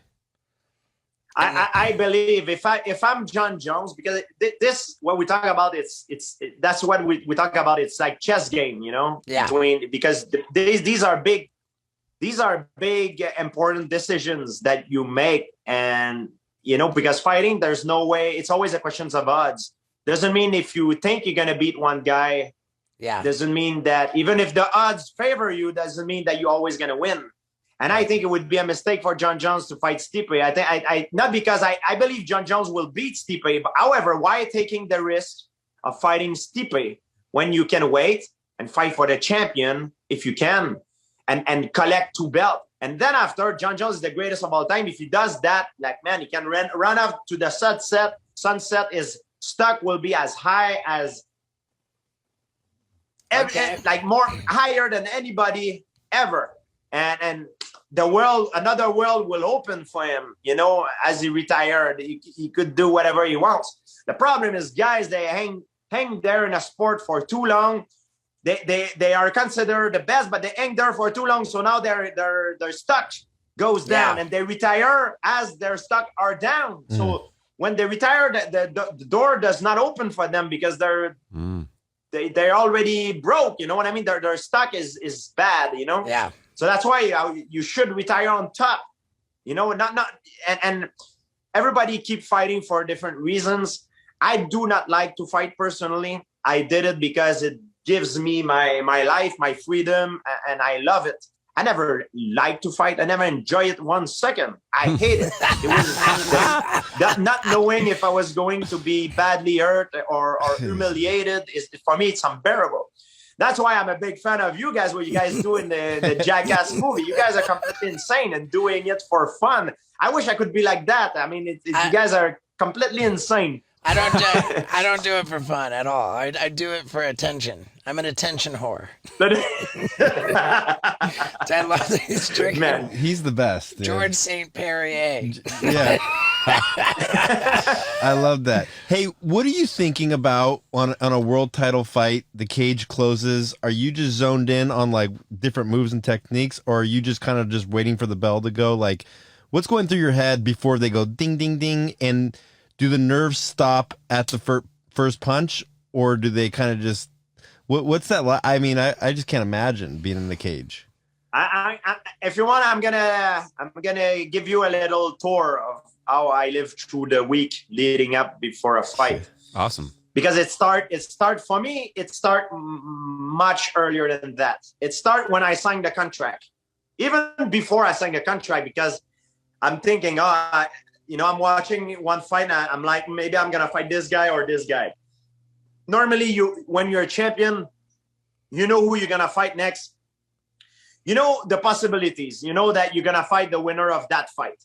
So you're gonna pay attention to the fight that's gonna declare the number one contender. So your butterfly is already started. And as you watch the fight, you start making scenario. If this guy, I'm gonna do this. If this guy, I'm gonna do this. So you see your brain already start. For me, because I'm obsessive compulsive, that's how it works. Then when you know who you're fighting, now you know who you're going up against, you right away start making out scenarios in your head. As much as you think about sex in your head, I was thinking about sex as well, but I was thinking about fighting, like just as much. And the closer you get to the fight, the more you think about it, and it become like a mental disease, an obsession, because sometimes when you have some visions, and sometimes you see yourself winning, and sometimes you don't. You see yourself in trouble, but the thing is, when you see yourself in trouble, for me, one of the trick I have to stay positive and all that, and control my stress level, is when I see myself losing, I don't let go on that negative thought. I force myself to think of how I'm going to take back the upper hand of that situation and turn it to my advantage. And then I can let go my thought and do something else in my life. And these thoughts before a fight, and I'm talking about like 2 months, sometimes 2 months, even a month, 2 months, all the way to the fight will hunt you. It hunt me like crazy every second, every minute of my existence. When I'm driving my car, when I'm eating, before I go to bed. And it's get worse as the fight goes on. It get worse, and it weighs very heavy on my shoulder, and it's crazy. It drives me nuts, especially the week of the fight, because you get into press conference. And when you promote a fight, you get to see your opponent, and the print that he left in your brain and the scar that he left because he's talking to you, stuff that he's saying, get really to you on an emotional level. So you start making imagery, not only about the fight, but what you're going to say to him. And if you say that, how you're going to answer back and everything. So everything, it's like a fight. And it's get worse. And the week of the fight, you have to lose weight.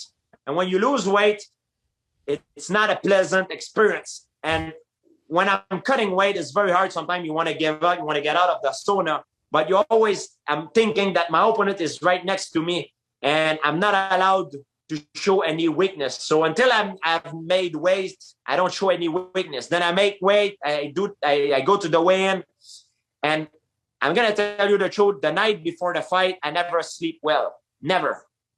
I never sleep well because there's too much scenario in my mind that is it's hunting my mind. I cannot sleep. I'm turning in my bed. But if you do this, I'm going to do that. And then I'm turning. And then sometimes I see myself winning. Sometimes I don't. And I have to force myself to finish on top. It's an obsession. It drives me nuts. So I sleep very, very little the few nights before the fight because I'm going nuts. So the day of the fight, when I wake up, I always tell myself the same thing. I always feel like shit.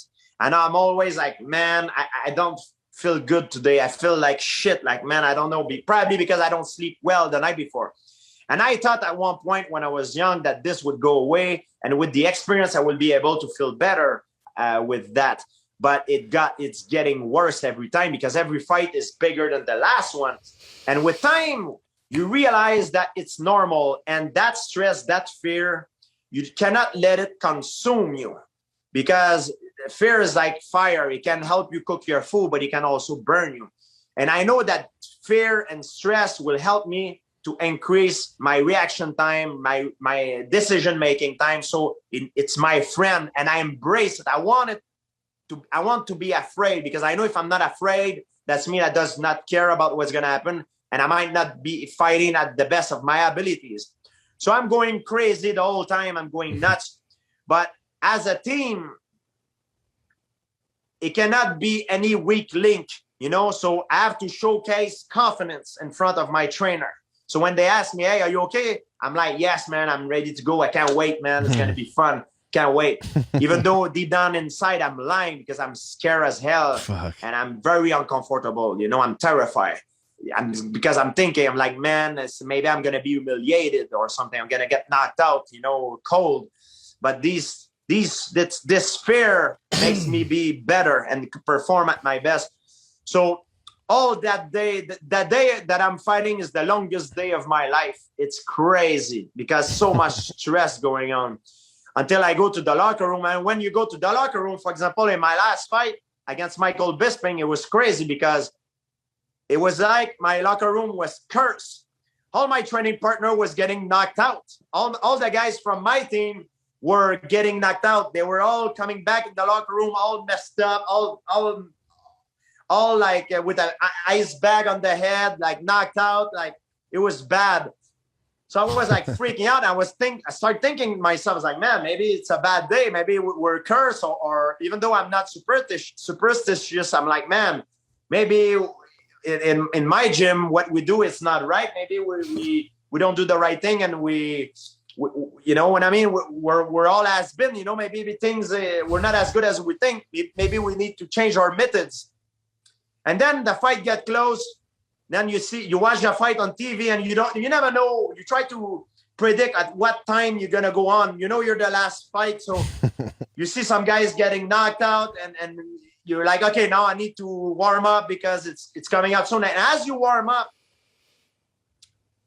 it changed something in your mind, because when you start hitting the pads, it makes your confidence grow. And the scare guy that I was before now start to disappear, because I'm starting to get confidence, because it remember the mechanic of my movement, the perfection of my punches and my technique and everything, and make me remember how good I am. And oh yeah, I can do that well, like now I remember how good I am, how much I'm a beast in the gym, how much the sacrifice I've done to be here, how much I took care of myself for that preparation, how much hardcore sparring I had. I'm sure he didn't have the hardcore sparring that I had to go through. I'm sure he didn't make the sacrifice that I did.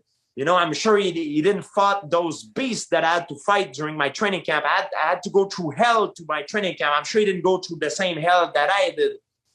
Make you remember this thing. Then you became a different person. And then times fly, and now there's someone in the UFC that come knock at your door and say, hey, St. Pierre, you're up next. So when that moment come, I have a little ritual that I do. I go in the bathroom. I look myself in the mirror. I'm alone. And only my coach knows what I'm doing. And I'm looking myself in the mirror, and I try to make my confidence go. And I'm talking to myself. I'm not a cocky person in public, but I'm trying to be in private. When I'm talking to myself, I'm telling myself, like, I'm stronger than him. I'm better than him. I'm more well prepared. I'm way more athletic than he is. I went through hell. I'm a much, much better fighter. I'm going to win this fight. I'm going to show these young kids that lose their fight tonight how things should be done. And I'm going to show them that I'm the fucking king in this gym. I'm gonna give the example, and then I'm kicking out the door, and I'm a different person than when I came. So the George St. Pierre that you see now today is not the same than the one that is going to fight and is about to step in the octagon. And when I kick the door and I'm about to do my walk, now it's on cruise control. I don't have time to think, because if I think, I miss the opportunity. I miss and I can get clipped. So it's all about cruise control. It's like when you play golf, you hit the ball is in the air. There's nothing you can do to change the result of the fight, to change the outcome, because all my work is done. Now the only thing I can do is to do it, to let myself go with the cruise control, to trust my instinct. That's how it goes. Fuck yeah, dude. Yeah, dude. This guy's the man, dude. I love it. So is it kind of People are like, oh, how come you don't like to fight? Yeah, I don't like to fight because the person I am now is different than the person that is getting ready to step into the octagon. We're both different human beings. So you're operating a lot off of instinct in the in the fight. So are you ever like 3 seconds later you're like, oh wow, I just blocked a really cool like you don't even realize what's happening as it's happening. You're on a delay, like your brain is on a delay almost. Now, this is after when you watch the tape. Because what happened is in training, you do so many repetition. You drill certain techniques 1,000 times. So it become like an automatic in your brain. It's an action reaction. You know, when you have a certain action, you give the reaction in order to give you the upper hand in the fight. And you drill that so many times that it become automatic. So when you fight, you're on cruise control. Everything you do, it's a reflection of what you've been working on through the past 10 years of your life. And I say 10 years, maybe past 30 years, because I start when I was a kid, you know? So there's no accident, I believe. Everything happened because of a reason. Because your reaction, everything is a cause and effect, you know, and that's how it goes. Wow. Yeah, it's interesting when they interview. I saw Gaethje walking back to his locker room after the Ferguson fight, and they were like, "Man, it's crazy! Like you threw some leg kicks in there." He's like, "I fucking threw some leg kicks in there, like holy shit!" Like he didn't even remember. I mean, it's yeah. Out about experience. You're on cruise control. For me, I remember in one of my fights, I came back. It's a 5-round fight. When you fight for a championship, it's 5 rounds. I was fighting Johnny Hendricks. After my 3rd round, I got rocked in my 3rd round. After the 2nd round, I got rocked in the 2nd round. So I go back in the stool, and my cornermen are like, "Hey, George, this is the final round. It's 2-2. This is the 5th round. Is the one that gonna win this round, gonna win the fight. So it's a decisive round. You have to give everything you got. You know, if you want to stay champion, you have to give it all." And I look at the guy, I'm like, "Guys, you're making a mistake. It's the 3rd round." And they're like, "No, George, it's the 5th round." And I look at the screen, I'm like, "Shit. Yeah, it's the 5th round. It's because I got rocked. I lost time." Wow. oh my god. So dude. I was on cruise control that whole time. So that's why I mean, it's a normal thing. We're on survival mode.